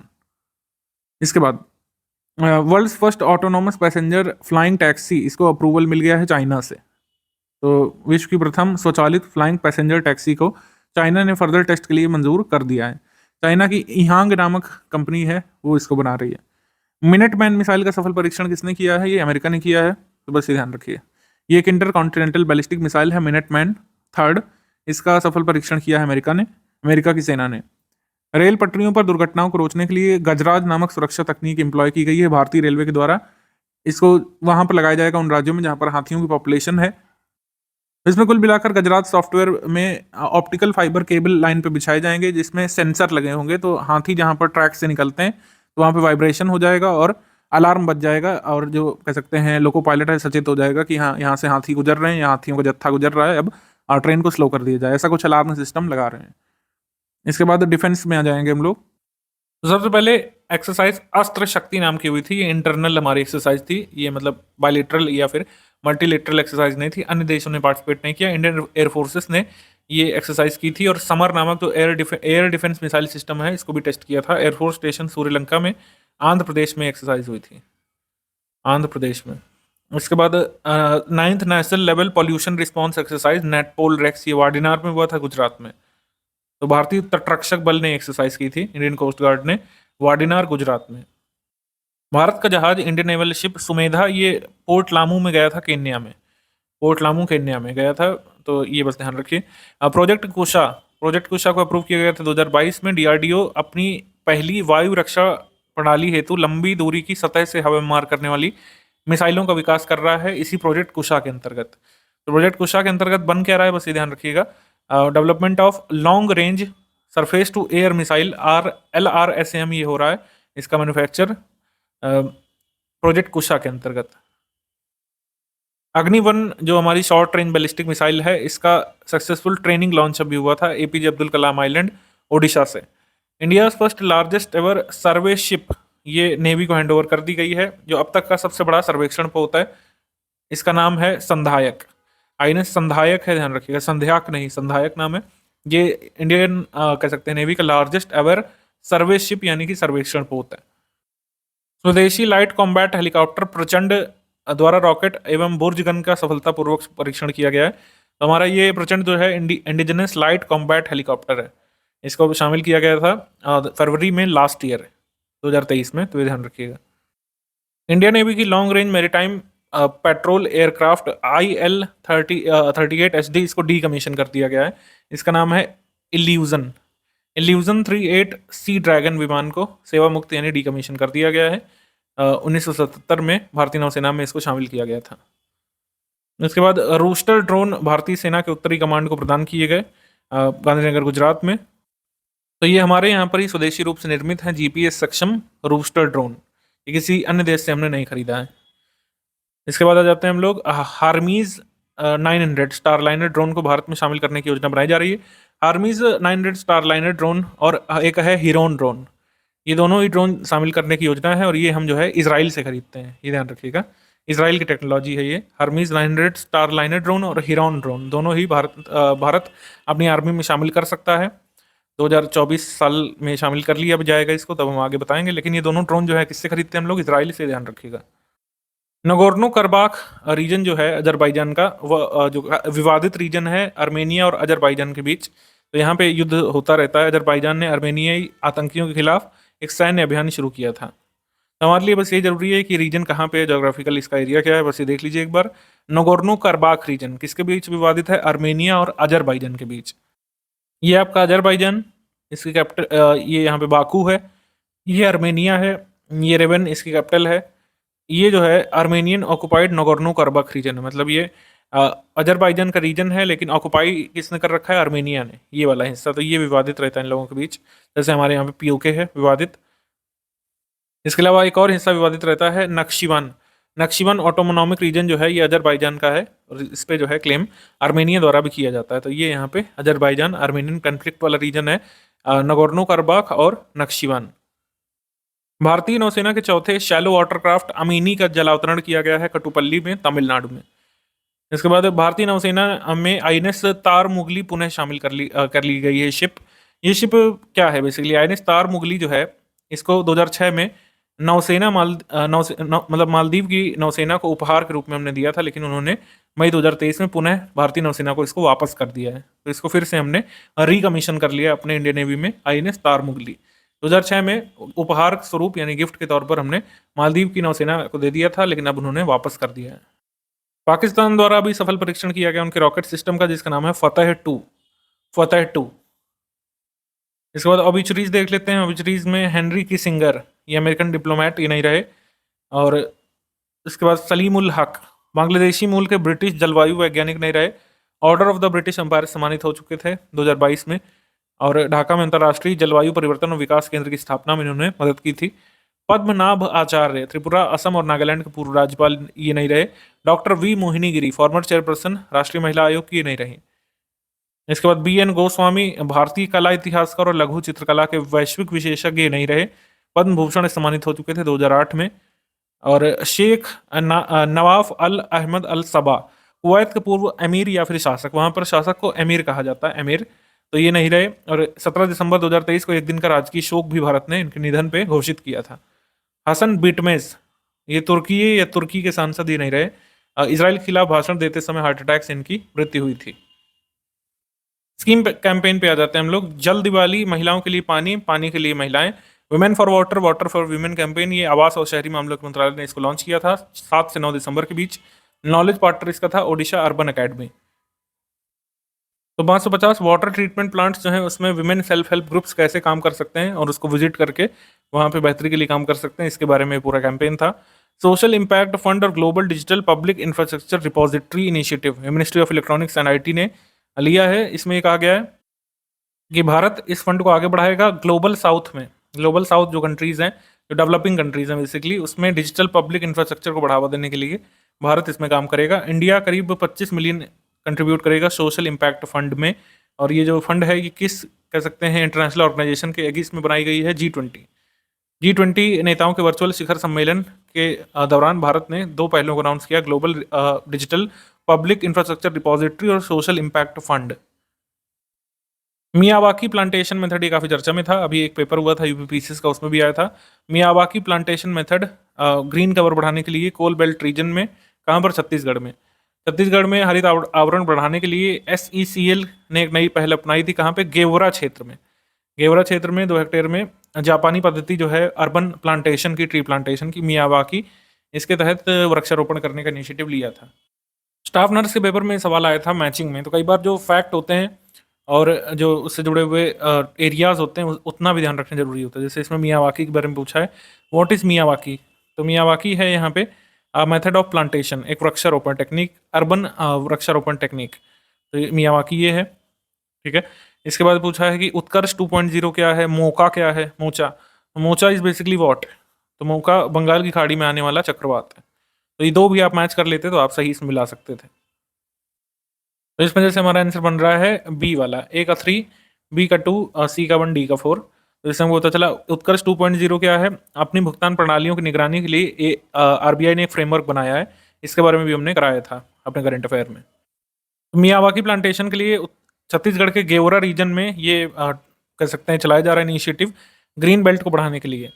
प्रधानमंत्री जनजाति आदिवासी न्याय महाअभियान, तो कुल मिलाकर ट्राइबल वेलफेयर के लिए ये टोटल कह सकते हैं महाअभियान टाइप का लॉन्च किया गया है। इसमें मल्टीपल एरियाज पे फोकस किया जाएगा, 9 संबंधित मंत्रालयों के माध्यम से 11 अहम क्षेत्रों पर ध्यान केंद्रित इसमें किया जाएगा, जैसे एजुकेशन है, उसमें क्वालिटी ऑफ लाइफ है, ये सब है, सब नहीं याद रखना है आपको, लेकिन 11 इंपॉर्टेंट एरियाज पे फोकस किया जाएगा प्रधानमंत्री जनजाति आदिवासी न्याय महाअभियान में।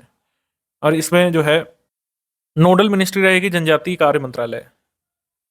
इसका अनाउंस कहाँ से किया गया था, जनजातीय गौरव दिवस के अवसर पर झारखंड के खूंटी से। इसी जगह से एक और इनिशिएटिव पीएम जी ने लॉन्च किया था, PM ड्रोन दीदी स्कीम। ड्रोन दीदी स्कीम में क्या होगा, ड्रोन संचालन का प्रशिक्षण देकर महिलाओं को आत्मनिर्भर बनाया जाएगा। ड्रोन दीदी इनिशिएटिव ये कहता है सेल्फ हेल्प ग्रुप से जुड़ी विमेन्स हैं, उनको ड्रोन चलाने का प्रशिक्षण दे करके उन्हें आत्मनिर्भर बनाया जाएगा। ड्रोन उड़ाने वाली महिलाओं को 15,000 रुपये पर मंथ सैलरी भी मिलेगी और ड्रोन खरीदने के लिए भी सब्सिडी दी जाएगी। यहाँ पर ड्रोन की लागत पर 80% की सब्सिडी का वहन सरकार करेगी। तो ये पूरा है आपका ड्रोन दीदी इनिशिएटिव, ये काफ़ी इंपॉर्टेंट इनिशिएटिव है, इसके सारे फैक्ट्स ध्यान रखिएगा। बढ़ते हम लोग आगे, mega city project Gelephu special administration region. Gelephu special administration मतलब कह सकते हैं एडमिनिस्ट्रेशन रीजन कौन डेवलप कर रहा है, सबसे पहले तो जरूरी है, भूटान की सरकार का प्लान है कि गलेफू नामक एक सिटी प्रोजेक्ट बनाएंगे जो आर्थिक गतिविधियों को प्रमोट करने के लिए होगा। अभी ये भूटान के जो किंग थे वो भारत की यात्रा पर भी थे, उन्होंने कहा कि गलेफू तक एक रेलवे भी चलाई जाए, भारत यहाँ से अपना माल वगैरह ले जा सके रेलवे से और ट्रांसपोर्ट यहाँ पे सुविधा उपलब्ध हो। भारत सरकार ने इनके प्रोजेक्ट पर मंजूरी अभी व्यक्त भी कर दी है। तो बस ये ध्यान रखना है कि ये mega city project Gelephu special administration region किसका है, हमारे किस पड़ोसी देश का है, भूटान का। युवा इनिशिएटिव जो है युवा AI, इसको जैसे पढ़ सकते हैं, वर्ष 2020 में इसको शुरू किया गया था। इसका उद्देश्य कक्षा 8 से लेकर 12 के स्कूली छात्रों को AI कौशल के साथ सक्षम बनाया जाए, उन्हें ये सिखाया जा सके AI का उपयोग कैसे कर सकते हैं और कैसे विभिन्न कामों के लिए इसको यूज़ कर सकते हैं। मानव केंद्रित AI क्या है, इसके फीचर्स क्या हो सकते हैं, डेली लाइफ में कैसे यूज़ कर सकते हैं, इसको ये सब सिखाया जाएगा। क्लास 8 से लेकर 12 के बच्चों को ये जरूरी है। जैसे युवा इनिशिएटिव जो है इसमें इस क्लासेस के बच्चों को शामिल करेंगे 8 से 12, ये जरूरी है। भारत का पहला शीतकालीन वैज्ञानिक आर्कटिक महाअभियान। भारत अपने सारे आर्कटिक महाअभियान अभी तक समर सीजन में करता रहा है, लेकिन पहली बार एक विंटर साइंटिफिक एक्सपीडिशन लॉन्च किया जाएगा। 18 दिसंबर को लॉन्च किया गया है पृथ्वी विज्ञान मंत्रालय से। भारत के पहले शीतकालीन वैज्ञानिक महाअभियान को, जो कि नवंबर से मार्च तक चलेगा, इसको फ्लैग ऑफ कर दिया गया है। कहाँ पे ये चलाया जाएगा, मतलब कहाँ पे ये होगा, नॉर्वेगियन आर्कटिक क्षेत्र में स्वालबार्ड स्थित जो हिमाद्री नामक एक अनुसंधान केंद्र है भारत का, वहाँ पे जो है ये किया जाएगा विंटर एक्सपीडिशन। इसके बाद हम लोग आ जाते हैं राज्य की योजनाओं में। तो राज्य की ज़्यादा कोई ऐसी योजनाएं नहीं है। हरियाणा अंत्योदय परिवार परिवहन योजना, ये जो है इसको ध्यान रखिए क्योंकि इसको केंद्रीय मंत्री अमित शाह ने लॉन्च किया था हरियाणा के करनाल से। राज्य सरकार के 9 वर्ष पूरे होने पर अंत्योदय महासम्मेलन आयोजित किया था और इसमें हरियाणा अंत्योदय परिवार परिवहन योजना को लॉन्च किया था। इसको हैप्पी स्कीम भी कहा गया था। मुख्यमंत्री तीर्थ यात्रा योजना, आयुष्मान भारत चिरायु योजना, हरियाणा आय वृद्धि बोर्ड का गठन, हरियाणा अंत्योदय दुग्ध उत्पादन सहकारिता परियोजना, ये सब लाई गई थी इसमें। इसमें कहा गया था अंत्योदय परिवारों को जिनकी आय 1,80,000 रुपये वार्षिक है के 60 वर्ष से अधिक आयु के सदस्यों को अयोध्या, वाराणसी जैसे तीर्थों में राज्य सरकार अपने खर्चे पर दर्शन कराएगी। इसमें फिर ये कहा गया था कि 1,00,000 से लेकर 1,00,000 से कम आय वाले 3 से अधिक परिवार वाले लोगों को अंत्योदय परिवार माना जाएगा और प्रत्येक व्यक्ति को इस परिवार के हरियाणा रोडवेज बसों में प्रतिवर्ष 1,000 किलोमीटर तक निःशुल्क यात्रा करने की सुविधा प्रदान की जाएगी। तो ये सब स्कीमें अनाउंस की गई थी। तो हरियाणा पीसीसी जो कि 11 फ़रवरी को होना है, उसके लिए आप इसको जरूर देख सकते हैं। बढ़ते हम लोग आगे स्पोर्ट्स सेक्शन में।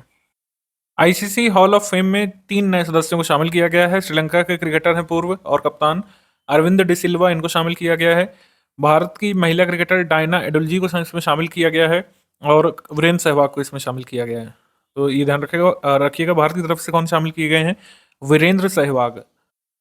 भारत की 84वीं ग्रैंड मास्टर बनी है वैशाली राम बाबू। ये आर प्रज्ञानंद की बड़ी बहन है वैशाली राम बाबू, और पहली बार इतिहास में ऐसा हुआ है कि भाई बहन की जोड़ी ग्रैंड मास्टर बनी है। मतलब ग्रैंड मास्टर पहले आर प्रज्ञानंद रह चुके हैं, उनके बाद उनकी बड़ी बहन भी बन गई हैं।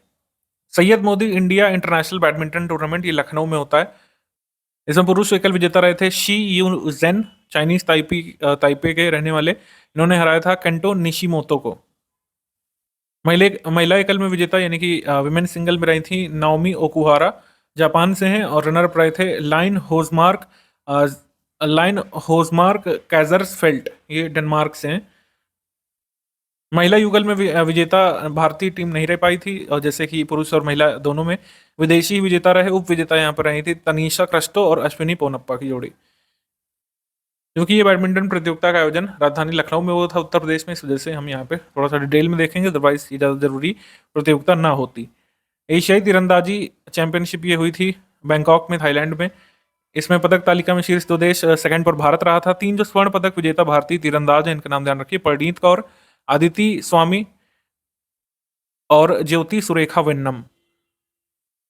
आदिति स्वामी और प्रियांश, ये सब स्वर्ण पदक विजेता रहे थे, तो ये बस ध्यान रख लीजिए। इसमें 300 अंतर्राष्ट्रीय मैच खेलने वाली पहली भारतीय महिला हॉकी खिलाड़ी बनी है उत्तराखंड की Vandana Kataria. Vandana Kataria 300 international hockey matches में इंडिया को रिप्रेजेंट करने वाली पहली विमेन हॉकी प्लेयर ये बनी है, ये काफ़ी जरूरी है। 42वां वैश्विक चिकित्सा और स्वास्थ्य खेल यानी medi games, world medical and health games या मेडी गेम्स 2023, इसका आयोजन हुआ था कार्टजीना, कोलंबिया में। इसमें भारत के अधिकारी लेफ्टिनेंट कर्नल संजीव मलिक ने 800 मीटर, 1500 मीटर, 3000 मीटर, 5000 मीटर में कुल मिलाकर 5 स्वर्ण पदक इसमें जीते थे। इसके बाद भारतीय क्रिकेट कंट्रोल बोर्ड ने 2 जर्सी नंबर को रिटायर कर दिया था। कौन सा है? 7 और 10। जो लोग थोड़ा क्रिकेट जानते हैं भारतीय क्रिकेट को, तो उन्हें पता होगा 10 नंबर जर्सी कौन पहनते थे? सचिन तेंदुलकर। और 7 नंबर जर्सी पहनते थे MS धोनी। अब इन दोनों नंबर्स की जर्सी कोई भी इंटरनेशनल क्रिकेटर नहीं पहनेगा। 16वां वैश्विक वुशु चैंपियनशिप, इसमें भारत 18वें स्थान पर रहा था। कुल मिलाकर इसमें 1 सिल्वर मेडल हमको मिला था, 2 कांस्य मिले थे। नौरेम रोशबीना देवी, ये किससे एसोसिएटेड हैं? वुशु से, और इनको अर्जुन अवार्ड भी इस साल मिला है, ध्यान रखिएगा। 19वां अंडर 17 फीफा फुटबॉल विश्व कप, ये हुआ था इंडोनेशिया में। 24 टीमों ने पार्टिसिपेट किया था, 52 मैच खेले गए। विजेता टीम यहाँ पर जर्मनी रही थी, उपविजेता यहाँ पे फ्रांस रही। और इसमें गोल्डन बूट का पुरस्कार ऑगस्टिन रोबर्टो को मिला, गोल्डन बॉल का पेरिस ब्रूनर को, बस ये ध्यान रख सकते हैं। इसके बाद विजय हजारे ट्रॉफी ये हुई थी, इसमें विजेता रहा था हरियाणा, पहली बार जीता हरियाणा विजय हजारे ट्रॉफी। उप विजेता रहा Rajasthan. Under 19 Asia cup cricket, इसमें भारत सेमीफाइनल में बांग्लादेश से हार करके बाहर हो गया था। विजेता बांग्लादेश रहा पहली बार, और उप विजेता रहा UAE, संयुक्त अरब अमीरात। इसका आयोजन भी UAE में हुआ था, अंडर 19 एशिया क्रिकेट कप का। IPL 2024 के सबसे महंगे खिलाड़ी बने थे ऑक्शन में नीलाम होने वाले Mitchell star, Kolkata night Riders से। IPL के इतिहास में सबसे महंगे खिलाड़ी ये रहे, बहुत चर्चा में आया था एक दो दिन, तो इस वजह से हमने इसको लिया है। प्रथम खेलो इंडिया पैरा गेम्स, इसका आयोजन हुआ था न्यू दिल्ली में। इसका शुभंकर था उज्ज्वला, जो कि ये गौरैया है। और कुल 7 खेल इसमें खेले गए थे। 32 स्टेट्स यूटीज इसमें शामिल हुए। और पदक तालिका में शीर्ष पर रहा था यहाँ पर हरियाणा, 105 कुल मेडल और 40 स्वर्ण पदक। उत्तर प्रदेश इसमें सेकंड स्थान पर रहा था। मध्य प्रदेश इसमें 14वें स्थान पर रहा था। बिहार इसमें 22वें स्थान पर रहा। ये इन्फॉर्मेशन इंग्लिश मीडियम में भी गिवन है, आप इसको नोट कर सकते हैं, इसका इन शॉर्ट चाहें तो ले सकते हैं। समिट्स कॉन्फ्रेंसेस देख लेते हैं। कसाने बोत्सवाना, बोत्सवाना एक कंट्री है अफ्रीका में, अफ्रीका कॉन्टिनेंट में।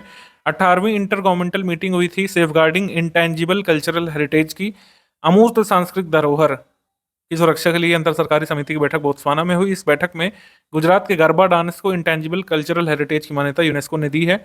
ये बहुत ज़रूरी है, ठीक है। तो गुजरात का गरबा डांस जो है इसको इंटेंजिबल कल्चरल हेरिटेज की कह सकते हैं सूची में शामिल कर लिया है। इसकी बैठक कहाँ पर हुई थी यूनेस्को की? कसाने बोत्सवाना में। Asia Pacific economic corporation leaders week ये हुआ था सैन फ्रांसिस्को में, यूएस में। इसकी अध्यक्षता यूएस ने की थी। 76वां session world health organisation regional committee of south east Asia का न्यू दिल्ली में हुआ था। केंद्रीय स्वास्थ्य मंत्री डॉक्टर मनसुख मंडाविया ने इसकी अध्यक्षता की थी।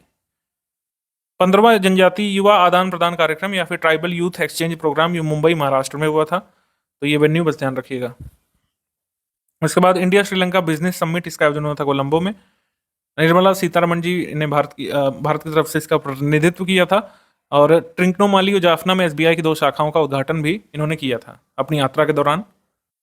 ये बहुत जरूरी है। सेकंड फेज काशी तमिल संगमम का, काशी तमिल संगमम का पहला फेज चेन्नई में हुआ था, ठीक है। और यहाँ पे दूसरा फेज यहाँ पे हुआ वाराणसी उत्तर प्रदेश में। 1400 लोगों के साथ समूहों में भाग लिया। 200 लोगों के ग्रुप्स बनाए गए थे। हर समूह को एक पवित्र नदी का नाम दिया गया था। Ganga group, Yamuna group, Saraswati, Sindhu, Godavari, Kaveri. प्रधानमंत्री जी ने अपने भाषण का अनुवाद करने के लिए एआई टूल भाषिणी का इस्तेमाल किया था। भारतीय प्रौद्योगिकी संस्थान मद्रास और Banaras Hindu university nodal agency है काशी तमिल संगमम की, और इसको ऑर्गेनाइज करता है शिक्षा मंत्रालय। तो पहला फेज यहाँ पे हुआ था चेन्नई में, सेकंड यहाँ पे वाराणसी में।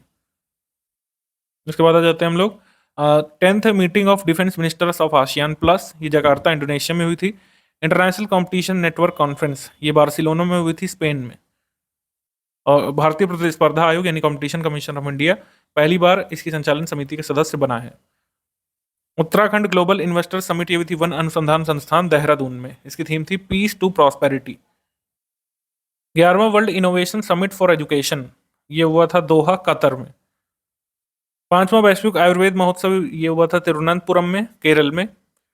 राष्ट्रीय मानवाधिकार संस्थाओं का 14वां अंतर्राष्ट्रीय सम्मेलन ये हुआ था कोपेनहेगन में, डेनमार्क में। हर 3 साल में एक बार होता है। और भारत का प्रतिनिधित्व इसमें किया था राष्ट्रीय मानवाधिकार आयोग के अध्यक्ष अरुण मिश्रा ने। 11वां इंटरनेशनल टूरिज्म मार्ट 2023 ये शिलोंग में हुआ था, मेघालय में। 29वां कोलकाता अंतर्राष्ट्रीय फिल्म महोत्सव ये हुआ था नेताजी इंडोर स्टेडियम कोलकाता में। उद्घाटन फिल्म इसमें थी दया दया, और सर्वश्रेष्ठ फिल्म का पुरस्कार मिला था children of nobody, Israeli film जो है इसको। इसके बाद थर्ड वैश्विक हिंदू कांग्रेस, थर्ड वर्ल्ड हिंदू कांग्रेस, इसका आयोजन हुआ था बैंकॉक में, थाईलैंड में।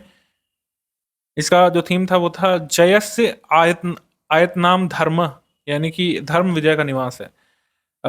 33वीं अंतर्राष्ट्रीय समुद्री संगठन परिषद की बैठक हुई थी लंदन में, इसका आयोजन हुआ था। इसमें कहा गया कि भारत अंतर्राष्ट्रीय समुद्री संगठन परिषद 2024-25 द्विवार्षिक सत्र के लिए पुनः चुना गया है, ठीक है। तो भारत कभी भी किसी इंटरनेशनल लेवल की ऑर्गेनाइजेशनल काउंसिल के लिए चुना जाता है तो जरूरी इंटरनेशनल मैरीटाइम ऑर्गेनाइजेशन काउंसिल के लिए भारत इलेक्ट हुआ है अगले 2 वर्षों के लिए, 2024-2025 के लिए।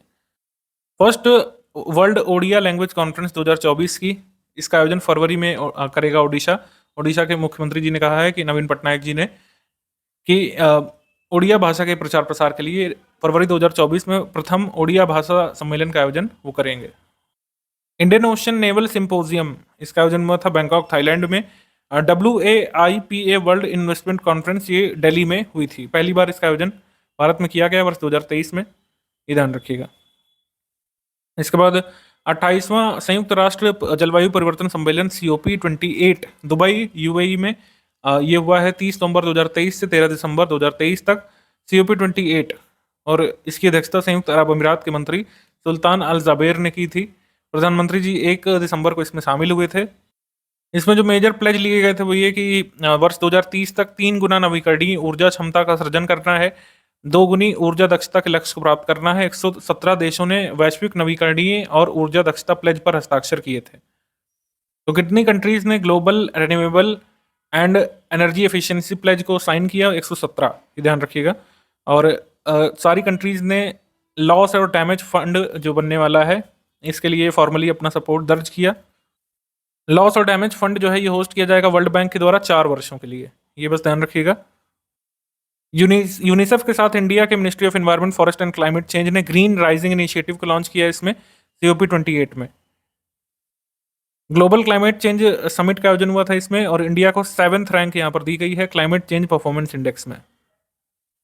इसमें प्रधानमंत्री जी ने भी कहा है कि वो प्रस्ताव रखते हैं कि COP33 जो 2028 में होनी है वो भारत में कराई जाए। हालांकि अभी सिर्फ COP29 और COP30 के बारे में कहा गया है। इसमें कहा गया है कि COP29 अभी तक के लिए प्रस्तावित है, जो 2024 में होनी है, अजरबैजान में होगी, और ब्राजील में होगी COP30 2025। तो ये यहाँ पे कहा गया था। Global partnership conference on artificial intelligence, इसका आयोजन नई दिल्ली में किया गया था 12 और 14 दिसंबर 2023 को। इसका उद्घाटन प्रधानमंत्री जी ने किया था। Bharat global partnership on artificial intelligence का सह संस्थापक देश है, और 2024 में इसका लीड चेयर भी है, तो ये ध्यान रखिएगा।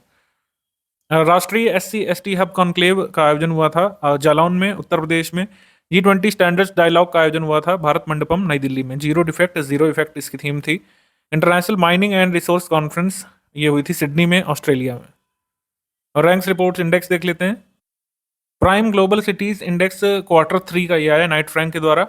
ग्लोबल सिटीज इंडेक्स में शामिल शीर्ष 3 शहर, ये मनीला टॉप पर, फिलीपींस का, दुबई UAE का सेकंड पे, और शंघाई चाइना का राजधानी थर्ड पे।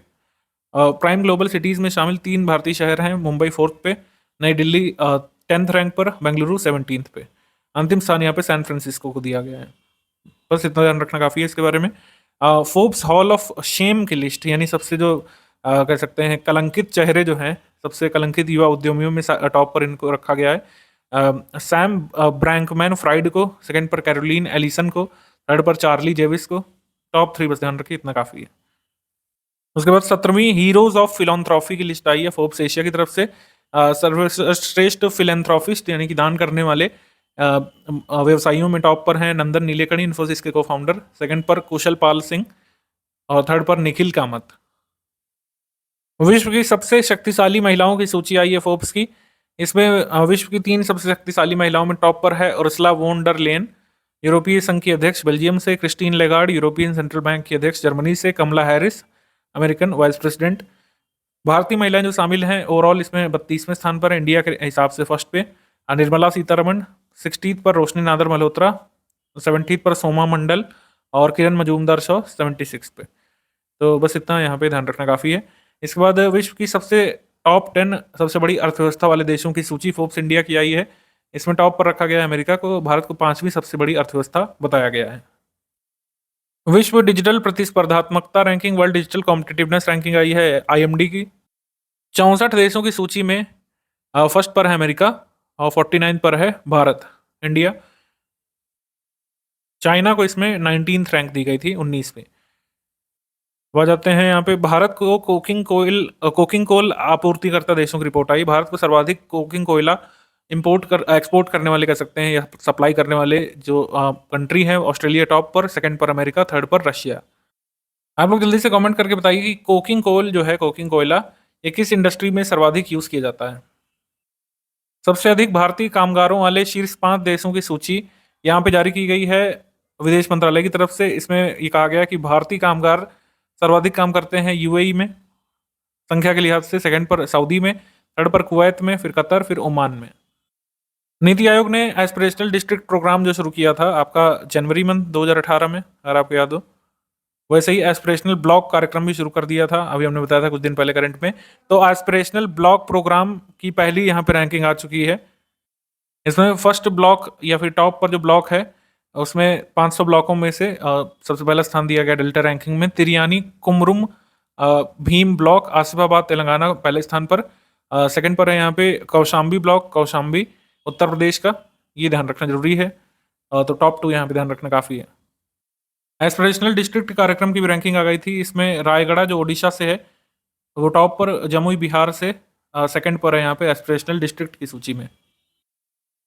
इसके बाद आ जाएंगे हम लोग Hurun India top 100 under 30 list, मतलब टॉप 100 अंडर 30 की लिस्ट में टॉप पर है यहाँ पर कैवल्य वोहरा और आदित्य पालीशा। जेप्टो के संस्थापक नीलकंठ भानु प्रकाश, मानव कैलकुलेटर जिनको कहा जाता है, भांजू के संस्थापक। ये टॉप 2 ध्यान रखना काफ़ी है, थर्ड वगैरह आप छोड़ सकते हैं। और महिलाओं में टॉप पर जैसे हैं Devanshi Kejriwal, skill matrix edtech startup की संस्थापक, नीतू यादव एनिमल की संस्थापक। इसके बाद आ जाएंगे हम लोग लीड्स रिपोर्ट पे। Logistics is in different states की रिपोर्ट लेटेस्ट आई है 2023 की। इसमें आपको बस ये ध्यान रखना है कि 3 कैटेगरीज हैं इसमें, अचीवर्स, फिर फास्ट मूवर्स और फिर एस्पायरर्स। तो अचीवर्स, फास्ट मूवर्स, एस्पायर्स में कौन कौन से स्टेट ये यूटी शामिल है, बस ये देख लीजिए इसमें। जैसे अचीवर स्टेट में आपका जो है शामिल है आंध्र प्रदेश, कर्नाटक इसमें शामिल है, तमिलनाडु, चंडीगढ़, गुजरात, दिल्ली, ये सब यूनियन टेरिटरी शामिल है, सिक्किम, त्रिपुरा, उत्तर प्रदेश। उत्तर प्रदेश अचीवर्स की श्रेणी में शामिल है, ध्यान रखना है आपको, अचीवर्स में, लीड्स में। और फास्ट मूवर्स की श्रेणी में शामिल है जैसे स्टेट आपका उत्तराखंड फास्ट मूवर्स की श्रेणी में आ चुका है, मध्य प्रदेश फास्ट मूवर्स की श्रेणी में, राजस्थान है। आप जिस स्टेट में उसका जरूर ध्यान रखिए। जैसे एस्पायरर्स में कौन शामिल है, एस्पायर्स में शामिल है छत्तीसगढ़, एस्पायर में शामिल है हिमाचल प्रदेश, वेस्ट बंगाल, बिहार, उड़ीसा, ये सब। तो लीड्स इंडेक्स में कौन सा स्टेट किस ग्रुप में है, बस यही जरूरी है, इनका स्कोर वगैरह रैंक वगैरह नहीं आएगी इसमें। Fast movers, achievers, aspirers. तो उत्तर प्रदेश जो है ये अचीवर्स में, मध्य प्रदेश फास्ट मूवर्स में, राजस्थान, उत्तराखंड फास्ट मूवर्स में, बिहार और उड़ीसा एस्पायरर्स में। ये सब जो है आप ध्यान रखिएगा।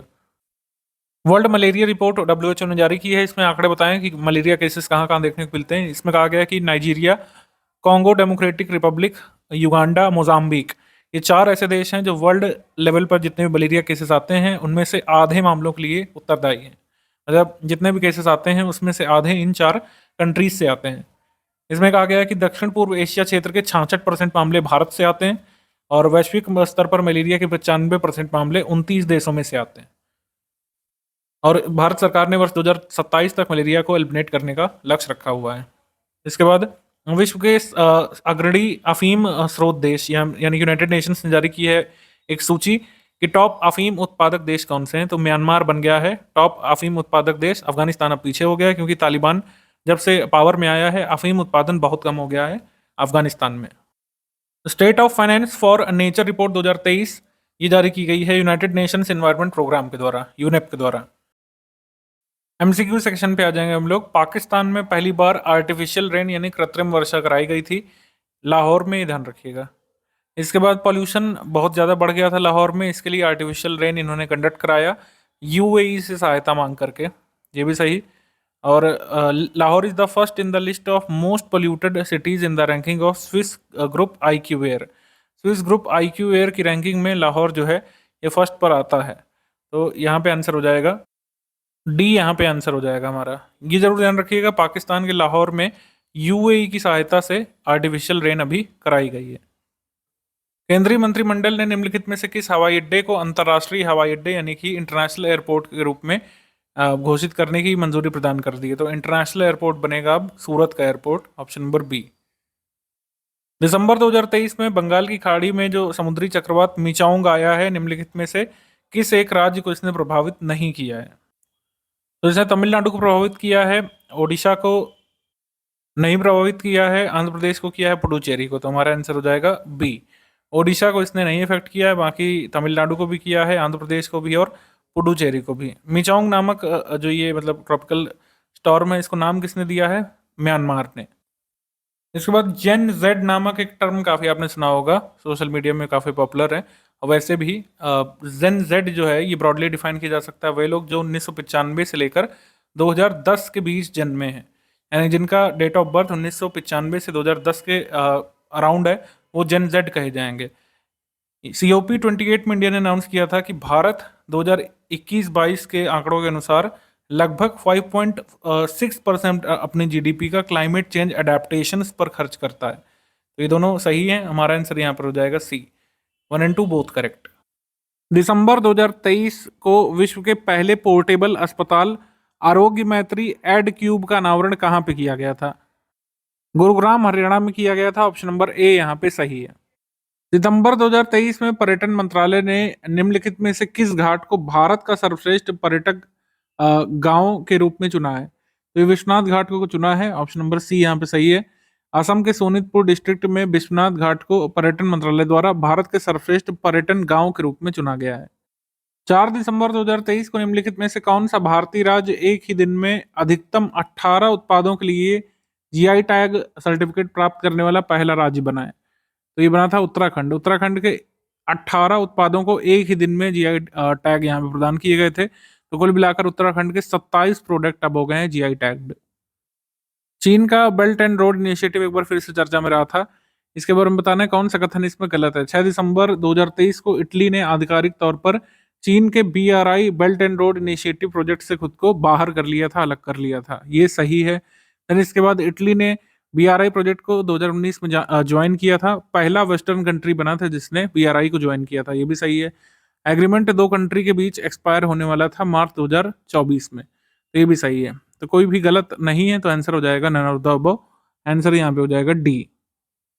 5 दिसंबर 2023 को भारत का शेयर बाजार मूल्य पहली बार कितने ट्रिलियन डॉलर से अधिक पहुंच गया था, जो विश्व के 5वें सबसे बड़े इक्विटी बाजार बनने के साथ एक रिकॉर्ड हासिल किया था। तो ये बन गया था करीब 4 ट्रिलियन डॉलर का। Option number C, 4 trillion dollar का।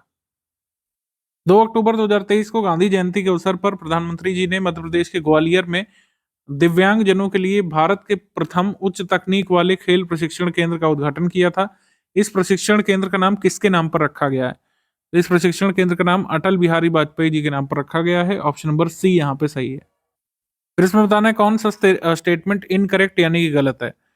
अक्षता कृष्णमूर्ति मंगल ग्रह पर रोवर मिशन संचालित करने वाली पहली भारतीय नागरिक बन गई हैं, ये सही है। ये अपने आप में एक रिकॉर्ड है। दिसंबर 2023 में कैश फॉर क्वेरी मामले में अनैतिक आचरण के लिए ममता बनर्जी की पार्टी तृणमूल कांग्रेस टीएमसी की सांसद महुआ मोइत्रा की सदस्यता रद्द कर दी गई है, ये भी सही है। हमारा आंसर हो जाएगा सी, 1 and 2 बोथ करेक्ट, सी। 5 दिसंबर 2023 को प्रधानमंत्री नरेंद्र मोदी जी द्वारा की गई घोषणा के अनुसार भारत किस देश को अपने कृषि क्षेत्र के आधुनिकीकरण करने के लिए 250 मिलियन अमेरिकी डॉलर की ऋण सुविधा प्रदान करेगा? तो भारत ये ऋण सुविधा प्रदान करेगा केन्या को। ऑप्शन नंबर डी, केन्या को।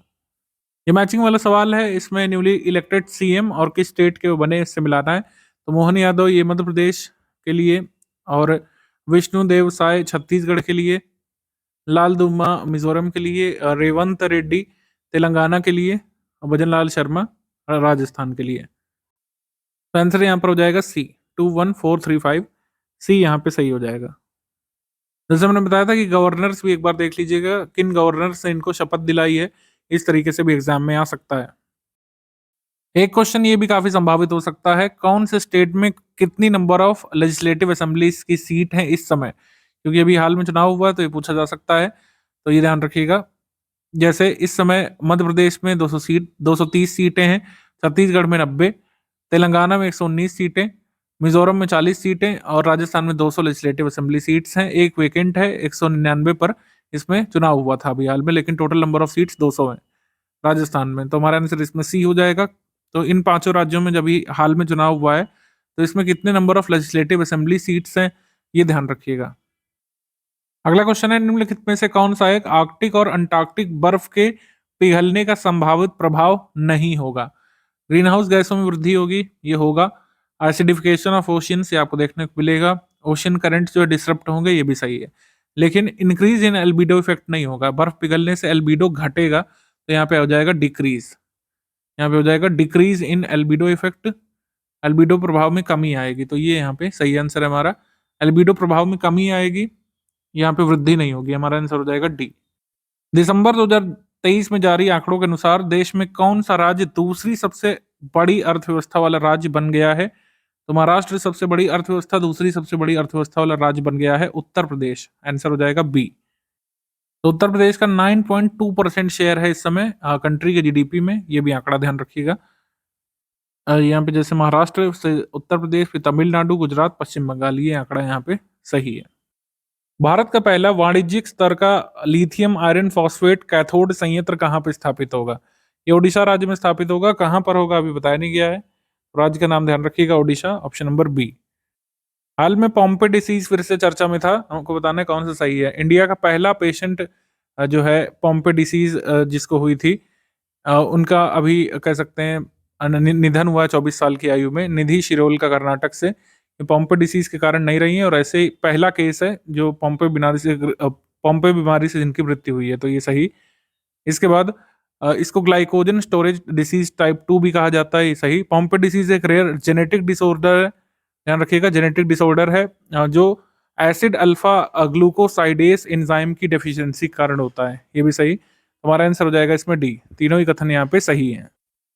तो आंसर हो जाएगा यहाँ पे डी, 1, 2 एंड 3 करेक्ट। दिसंबर 2023 में भारतीय रिजर्व बैंक ने यूपीआई यूनाइटेड पेमेंट इंटरफेस के जरिए भुगतान की सीमा को 1 लाख से बढ़ाकर के कितना कर दिया है? तो यूपीआई में एक बार का पेमेंट लिमिट 1 लाख से बढ़ाकर कर दिया है 5 लाख। ऑप्शन नंबर डी यहाँ पे सही है, 5 लाख। राष्ट्रीय चिकित्सा आयोग ने हाल ही में अपने आधिकारिक लोगो में बदलाव किया है और इंडिया शब्द की जगह भारत को उसमें शामिल किया है। आयुर्वेद के देवता धन्वंतरी की एक रंगीन छवि भी जोड़ दी गई है, तो ये सही है। सेकंड है कि India is not a part of global methane pledge, Bharat global methane pledge का भाग नहीं है, तो ये भी सही है। हमारा आंसर हो जाएगा C, 1 and 2 both correct. Oxford university द्वारा किस वर्ड को वर्ड ऑफ द ईयर 2023 चुना गया है? तो ये है ridge, ridge. Option number B यहाँ पे सही है, रिज। हाल ही में भारत और अमेरिका के बीच 5वीं 2+2 मंत्री स्तरीय बैठक के दौरान एक महत्वपूर्ण फैसला लिया गया कि भारत कंबाइंड मैरीटाइम फोर्सेस की पूर्ण सदस्यता लेगा, ये सही है। सेकंड है कि जो टूरिस्ट सिटी नैनीताल है, ये फर्स्ट सिटी बन गया है उत्तराखंड का जो ISO 9001 सर्टिफाइड है यहाँ का वाटर, तो ये मतलब पहला ऐसा सिटी बन गया उत्तराखंड का जो ISO 9001 सर्टिफाइड वाटर उपलब्ध कराता है। हमारा आंसर हो जाएगा सी, 1 एंड 2 बोथ करेक्ट, सी। 19 दिसंबर 2023 को नई दिल्ली में निम्नलिखित में से किस मंत्रालय ने राष्ट्रीय भूविज्ञान आंकड़ा संग्रह पोर्टल लॉन्च किया है? राष्ट्रीय भूविज्ञान आंकड़ा संग्रह पोर्टल ये पृथ्वी विज्ञान मंत्रालय का नहीं है, जो आप कंफ्यूज कर सकते हैं। ये लॉन्च किया है मिनिस्ट्री ऑफ माइंस ने। ऑप्शन नंबर डी यहाँ पे सही है, खनन मंत्रालय ने, डी। 17 दिसंबर 2023 को विश्व के सबसे बड़े कॉरपोरेट कार्यालय केंद्र सूरत डायमंड बोर्स का उद्घाटन किसने किया है? इसका उद्घाटन किया है प्रधानमंत्री जी ने। ऑप्शन नंबर बी यहाँ पे सही है। ये सूरत डायमंड बोर्स वर्ल्ड्स लार्जेस्ट और मोस्ट मॉडर्न सेंटर बन गया है इंटरनेशनल डायमंड और ज्वेलरी बिजनेस का। हाल ही में सड़क परिवहन एवं राजमार्ग मंत्रालय ने किसके लिए एयर कंडीशनड केबिन अनिवार्य करने की घोषणा की है? तो आंसर हो जाएगा यहाँ पे ट्रक ड्राइवर। सड़क परिवहन राजमार्ग मंत्रालय ने अधिसूचना जारी की है। N2 N3 श्रेणी के जितने भी वाहन बनेंगे 1 अक्टूबर 2025 से उनमें ड्राइवर केबिन में एयर कंडीशनिंग सिस्टम लगाना अनिवार्य होगा। तो N2 N3 में ज़्यादातर ट्रक्स आते हैं, ठीक है, तो इसमें ट्रक ड्राइवर केबिन में अब एयर कंडीशनिंग सिस्टम लगाना अनिवार्य होगा। ऑप्शन नंबर सी यहाँ पे सही है। केंद्रीय वस्तु एवं सेवा कर द्वितीय संशोधन विधेयक जो है, इसके बारे में बताना क्या सही है? द्वितीय संशोधन विधेयक को मंजूर कर दिया है दोनों सदनों ने दिसंबर 2023 के मानसून सेशन में, माफ कीजिएगा, विंटर सेशन में। इस बिल में राज्यसभा में 20 दिसंबर को और लोकसभा से ये पारित हुआ था 19 दिसंबर को। विधेयक केंद्रीय वस्तु एवं सेवा कर अधिनियम विधेयक 2017 के प्रावधानों में संशोधन करता है। तो हमारा आंसर यहाँ पे हो जाएगा डी, यहाँ पे सही है, सारे कथन सही है। इसमें संशोधन किया गया है इस तरीके से कि केंद्र सरकार को अपीलीय अधिकरण की स्थापना का अधिकार मिल जाए और अपेलेट ट्रिब्यूनल जो बनेगा इसके अध्यक्ष की आयु सीमा 67 से बढ़ाकर के 70 की गई है। सदस्यों की आयु सीमा 65 से बढ़ाकर के 67 की गई है। न्यायिक सदस्यता के लिए अधिवक्ताओं के अनुभव कम से कम 10 वर्ष करने का प्रावधान किया गया है और विधेयक में न्यायाधिकरण के सदस्यों की न्यूनतम आयु 50 वर्ष तय कर दी गई है।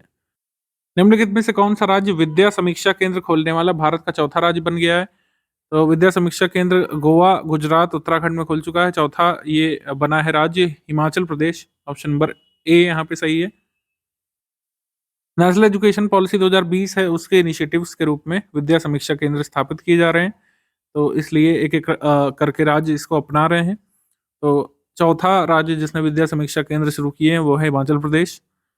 दूरसंचार विधेयक जो आया इसके बारे में क्या सही है? लोकसभा द्वारा पारित किया गया था 20 दिसंबर को, सही। और 121 वर्ष पुराने भारतीय टेलीग्राफ अधिनियम 1885 की जगह लेगा, ये इनकरेक्ट है क्योंकि जो टेलीग्राफ अधिनियम है 138 वर्ष पुराना है करीब। ये आया था 1885 में, जिस वर्ष कांग्रेस का सृजन हुआ था आप कह सकते हैं, उस वर्ष टेलीग्राफ अधिनियम भी आया था। इस विधेयक का उद्देश्य दूरसंचार सेवाओं नेटवर्क के विकास, विस्तार और संचालन संबंधित कानून को संशोधित, विकसित और समेकित करना है, सही। तो हमारा आंसर इसमें हो जाएगा 1 and 3 only. Option number C 1 and 3 only. आगे हम लोग बढ़ते हैं। सुप्रीम कोर्ट की प्रथम महिला न्यायाधीश फातिमा बीवी के बारे में कौन सा कथन सही है? इनका निधन हुआ था 23 दिसंबर 2023 को केरल के कोल्लम में। सही। इसके बाद सुप्रीम कोर्ट में न्यायाधीश के रूप में इन्होंने 1989 से 1992 तक कार्य किया। 1997 से 2001 तक तमिलनाडु की राज्यपाल रही थी। सही। इसके बाद राजीव गांधी हत्या मामले में 4 दोषी कैदियों द्वारा दायर दया याचिकाओं को खारिज करने के बाद उन्होंने तमिलनाडु के राज्यपाल पद से इस्तीफा दे दिया था। ये भी सही। तो हमारा आंसर इसमें हो जाएगा डी, यहाँ पे सही है। अपने करियर में ये एनएचआरसी यानी कि नेशनल ह्यूमन राइट्स कमीशन की भी मेंबर रह चुकी थी। उनका निधन हुआ है 96 वर्ष की आयु में, 96 ईयर्स में। अनुच्छेद 370 फिर से खबरों में था। एक केस यहाँ पे किया गया था सुप्रीम कोर्ट में। 5 मेंबर्स का जो कॉन्स्टिट्यूशनल बेंच था जिसको हेड किया था सीजेआई ने, इन्होंने फैसला किया और ये कहा कि जो आर्टिकल 370 और 35 ए को एब्रोगेट किया गया है ये कॉन्स्टिट्यूशनल है। ठीक है, और सरकार को इसकी पावर थी। इन्होंने कहा है कि इलेक्शन कमीशन से कि जो है लेजिस्लेटिव असेंबली इलेक्शंस 30 सितंबर 2024 से पहले कंडक्ट किए जाएं। इन्होंने कहा है कि आर्टिकल 370 कॉन्स्टिट्यूशन का एक टेम्परेरी प्रोविजन था और जम्मू कश्मीर की कोई इंटरनल सॉवरेनिटी नहीं थी और सरकार को पूरी पावर थी कि इसको जब चाहे हटा दे। तो हमारा आंसर इसमें हो जाएगा डी। तीनों ही स्टेटमेंट यहाँ पे करेक्ट हैं। आगे बढ़ते हैं हम लोग। चर्चा में रहे तमिल कवि दार्शनिक तिरुवल्लुवर के बारे में कौन सा कथन गलत है? तमिल पोएट और फिलोसोफर तिरुवल्लुवर की स्टैचू का अनावरण किया गया था सरजी नाम की जगह पर, फ्रांस में, दिसंबर 10, 2023 में। ग्रेट सेंट थे साउथ इंडिया के। इनको कबीर ऑफ साउथ इंडिया भी कहा जाता था। इन्होंने तिरुकुर्रल या फिर कुर्रल की रचना की थी संगम लिटरेचर में। ये भी सही। हमारा आंसर हो जाएगा डी। कोई भी कथन इनके बारे में गलत नहीं है, तो आंसर हो जाएगा डी। 11 नवंबर 2023 को किस देश में सिलसिलेवार कई सारे भूकंप के झटके महसूस किए गए थे और आपातकाल की स्थिति घोषित कर दी गई थी? तो ये घोषित की गई थी आइसलैंड में, इमरजेंसी घोषित की गई थी 11 नवंबर 2023 को, क्योंकि 800 बार भूकंप के झटके यहाँ पे 14 घंटे के भीतर देखे गए थे। नवंबर 2023 में भारत के पहले अंतर्राष्ट्रीय cruise liner Costa Serena, Italy का जो क्रूज लाइनर है, इसकी घरेलू जल यात्रा की शुरुआत कहाँ से हुई थी? India first international cruise liner Costa Serena begin its domestic voyage in November 2023। तो ये कहाँ शुरू हुई थी? मुंबई से। आंसर हो जाएगा इसमें बी। कोस्टा सिरेना जो कि इटली का क्रूज लाइनर है, इसने अपनी डोमेस्टिक सेलिंग शुरू की थी मुंबई से। एआई के बारे में कई सारी चीजें चर्चा में रहती हैं, तो इसके बारे में देख लेते हैं। नेशनल एजुकेशन पॉलिसी 2020 में एआई को रिकमेंड किया गया था स्कूल कोर्सेज में, एआई अवेयरनेस को स्कूल कोर्सेज में एकीकृत करने के लिए। ये सही है। इसके बाद है कि एआई को अभी भी किसी भी भारतीय कानून यानी स्टैचूट में या किसी एक्ट में नहीं परिभाषित किया गया है। ये भी सही है। पॉलिसीज में परिभाषित किया गया है, एक्ट में अभी नहीं आया है एआई का डेफिनेशन। नीति आयोग ने नेशनल स्ट्रेटजी फॉर एआई 2018 में इंक्लूसिव और रिस्पॉन्सिबल एआई की बात की है। ये भी सही। तो हमारा आंसर हो जाएगा इसमें डी। तीनों ही कथन यहाँ पे सही है। नवंबर 2023 में किस देश ने भारत से अपने राजनयिक मिशन और दिल्ली में स्थित अपने दूतावास को स्थायी तौर पर बंद कर दिया है? तो ये किया है किसने? अफगानिस्तान ने। ऑप्शन नंबर बी यहाँ पे सही है, अफगानिस्तान, बी। अक्सर खबरों में रहने वाला शब्द इंतिफादा किसके संदर्भ में आता है? इंतिफादा का अरेबिक में वैसे मतलब होता है रिवॉल्यूशन, ठीक है, अपराइजिंग जिसको बोलते हैं। लेकिन ये ज्यादातर आता है इजराइल पैलेस्तीन कन्फ्लिक्ट के संदर्भ में इंतिफादा, ऑप्शन नंबर ए। नवंबर 2023 में नेपाल में एक भूकंप आया था 6.4 मैग्नीट्यूड का। सही। नेपाल का जो जाजरकोट और रुकुम वेस्ट है सबसे सर्वाधिक इससे प्रभावित हुआ था। इसका हम लोग कह सकते हैं एपिसेंटर था अयोध्या से 227 किलोमीटर दूर और 331 किलोमीटर दूर काठमांडू से था। तो ये है यहाँ पे हमारा आंसर इसमें हो जाएगा डी। डी यहाँ पे सही है। 25 अक्टूबर 2023 को किस राज्य ने ग्राफीन उत्पादन सुविधा स्थापित करने का फैसला लिया था? इसकी घोषणा की थी। ग्राफीन उत्पादन फैसिलिटी केरल जल्दी स्थापित करेगा अपने राज्य में, ऑप्शन नंबर बी यहाँ पे सही है। अक्टूबर मंथ 2023 में निम्नलिखित में से किस राज्य में मयूराक्षी नदी पर शिबू सोरेन सेतु नामक पुल का उद्घाटन किया गया है? ये पुल कहाँ पे बनेगा? झारखंड में, ऑप्शन नंबर ए यहाँ पे सही है। और मयूराक्षी रिवर जो है ये किसकी ट्रिब्यूटरी है? किसकी सहायक नदी है? हुगली की है, ध्यान रखिएगा। 19 अक्टूबर 2023 को 166 वर्ष पुराने sir J school of art को डी नोवो डीम्ड यूनिवर्सिटी किसने घोषित किया है? तो डी नोवो डीम्ड यूनिवर्सिटी घोषित किया है भारत के शिक्षा मंत्री जी ने, धर्मेंद्र प्रधान जी ने। ऑप्शन नंबर सी यहाँ पे सही है। वर्ष 1857 में मुंबई में स्टैब्लिश किया गया था sir J school of art and architecture. इसको डी नोवो डीम्ड यूनिवर्सिटी घोषित कर दिया गया है और नए विश्वविद्यालय की आधारशिला रखी है। भारत के पहले महिला पुलिस स्टेशन के बारे में कौन सा फैक्ट सही है?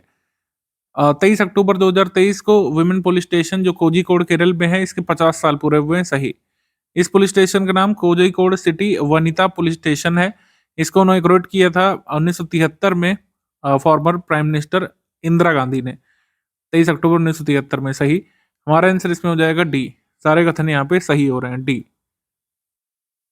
निम्नलिखित में से सही कथन या कथनों का चयन करना है। इंडियन ऑयल कॉर्पोरेशन आईओसी ने 148 करोड़ रुपए में मार्केटर पेट्रोलियम लिमिटेड का अधिग्रहण किया है। कई बार थोड़े से बिजनेस न्यूज भी आजकल पूछे जाने लग रही है, तो ये हमने लिया है।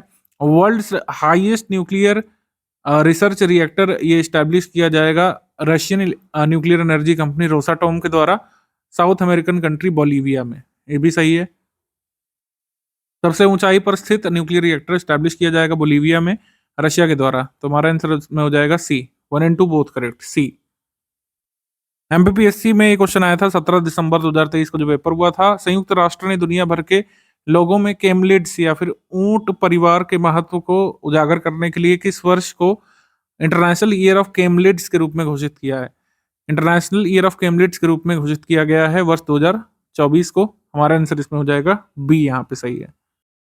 गलत कथन या कथनों का चयन करना है। पहला, नवंबर 2023 में भारत की शीर्ष गैस कंपनी गेल लिमिटेड ने शिपिंग लागत बचाने और CO2 उत्सर्जन में कटौती करने के लिए विश्व का पहला जहाज से जहाज तरलीकृत प्राकृतिक गैस हस्तांतरण किया है, यानी world first ship to ship liquefied natural gas transfer to save shipping cost and cut CO2 emissions. ये सही है। सेकंड स्टेटमेंट है, कोटक महिंद्रा बैंक ने अनाउंस किया था कि ज्यूरिक इंश्योरेंस कंपनी लिमिटेड उनके कोटक जनरल इंश्योरेंस को खरीद लेगी, उसके 51% स्टेक्स जो है बाई कर लेगी। तो ये भी सही है। तो गलत कोई है नहीं, तो हमारा आंसर हो जाएगा इसमें डी। कोई भी स्टेटमेंट गलत नहीं है। 4 नवंबर 2023 को नई दिल्ली में राष्ट्रीय स्वच्छ गंगा मिशन द्वारा आयोजित गंगा उत्सव के 7वें संस्करण का उद्घाटन किसने किया था? तो ये किया था मिस देबाश्री मुखर्जी ने। Option number D, miss Debashree Mukherjee ने। रिवर गंगा को नेशनल रिवर घोषित किया गया था 4 नवंबर 2008 में। ठीक है, 4 नवंबर 2008 को नेशनल रिवर घोषित किया गया था। केंद्रीय मंत्री जितेंद्र सिंह ने जानकारी दी कि दक्षिण पूर्व एशिया का प्रथम नाइट स्काई अभयारण्य की स्थापना भारत के किस राज्य या केंद्र शासित प्रदेश में की जाएगी? तो की जानी है लद्दाख में। लद्दाख में स्थापना होगी south east Asia first night sky sanctuary, जो कि भारत की भी पहली होगी। तो हमारा आंसर हो जाएगा ए, लद्दाख। भारतीय संताली लेखक संघ के 36वें वार्षिक सम्मेलन और साहित्यिक महोत्सव के बारे में कौन सा कथन सही है? ओडिशा के बारीपदा में इसका आयोजन हुआ था। इसका उद्घाटन किया था प्रेसिडेंट द्रौपदी मुर्मू जी ने। 2003 में पूर्व प्रधानमंत्री श्री अटल बिहारी वाजपेयी के कार्यकाल के दौरान संथाली भाषा को 8वीं अनुसूची में शामिल किया गया था। ये सही। इसके बाद अखिल भारतीय संथाली लेखक संघ की स्थापना वर्ष 1988 में हुई थी। सही। हमारा आंसर इसमें हो जाएगा डी, यहाँ पे सही है। असत्य कथन बताना है, फॉल्स स्टेटमेंट इसमें से कौन सा होगा? पहला स्टेटमेंट है कि वालपरई एक हिल स्टेशन जो कि वेस्टर्न घाट्स में स्थित है, कॉफी टी प्लांटेशन के लिए प्रसिद्ध है। ये सही है। इसके बाद है बन्नी घास का मैदान या बन्नी ग्रासलैंड गुजरात के कच्छ के ग्रेट रण के पास स्थित है। ये भी सही है। तो हमारा आंसर इसमें हो जाएगा डी। जब दोनों ही सही हैं तो असत्य कोई है नहीं, उपर्युक्त में से कोई भी असत्य नहीं है। SBR बैंक जो रशिया का है, ये फर्स्ट रशियन बैंक बन गया है जिसने मतलब सेबी के साथ रजिस्टर किया है फॉरेन पोर्टफोलियो इन्वेस्टर FPI के तौर पर अक्टूबर 2023 में। हमको ये बताना है कि रिजर्व बैंक ऑफ इंडिया ने SBR बैंक को कब अप्रूवल दिया था अपनी ब्रांच भारत में खोलने का? तो RBI ने अप्रूवल दिया था मई 2010 में। ऑप्शन नंबर ए, मई 2010।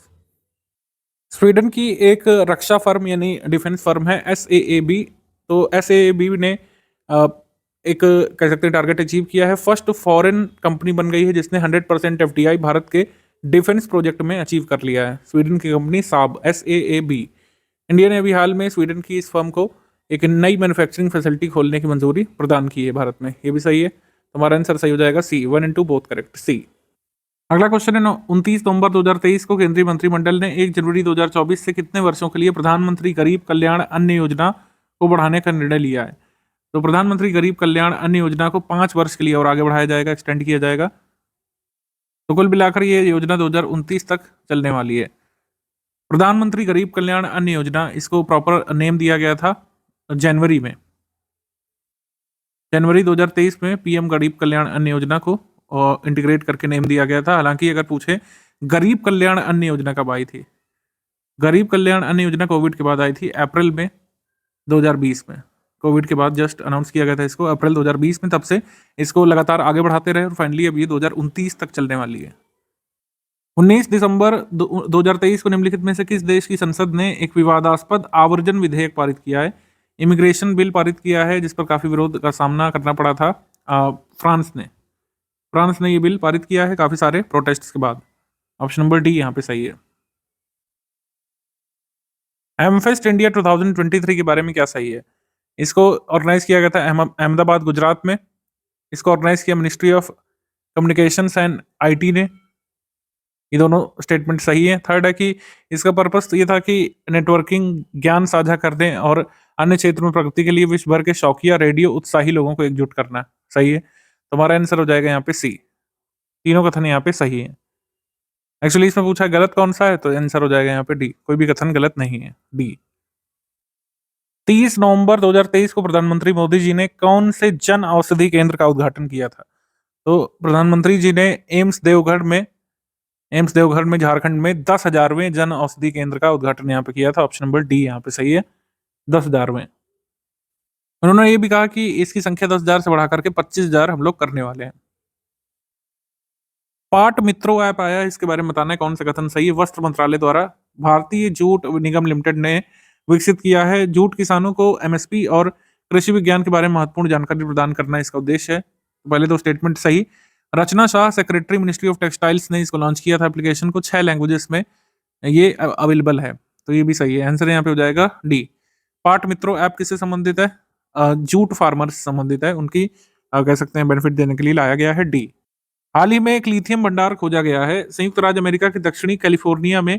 जो सबसे बड़ी झील है सॉल्टन सी, जो यहाँ पे कैलिफोर्निया की लार्जेस्ट लेक है यूएस में, यहाँ पे लिथियम डिपॉजिट्स खोजे गए हैं।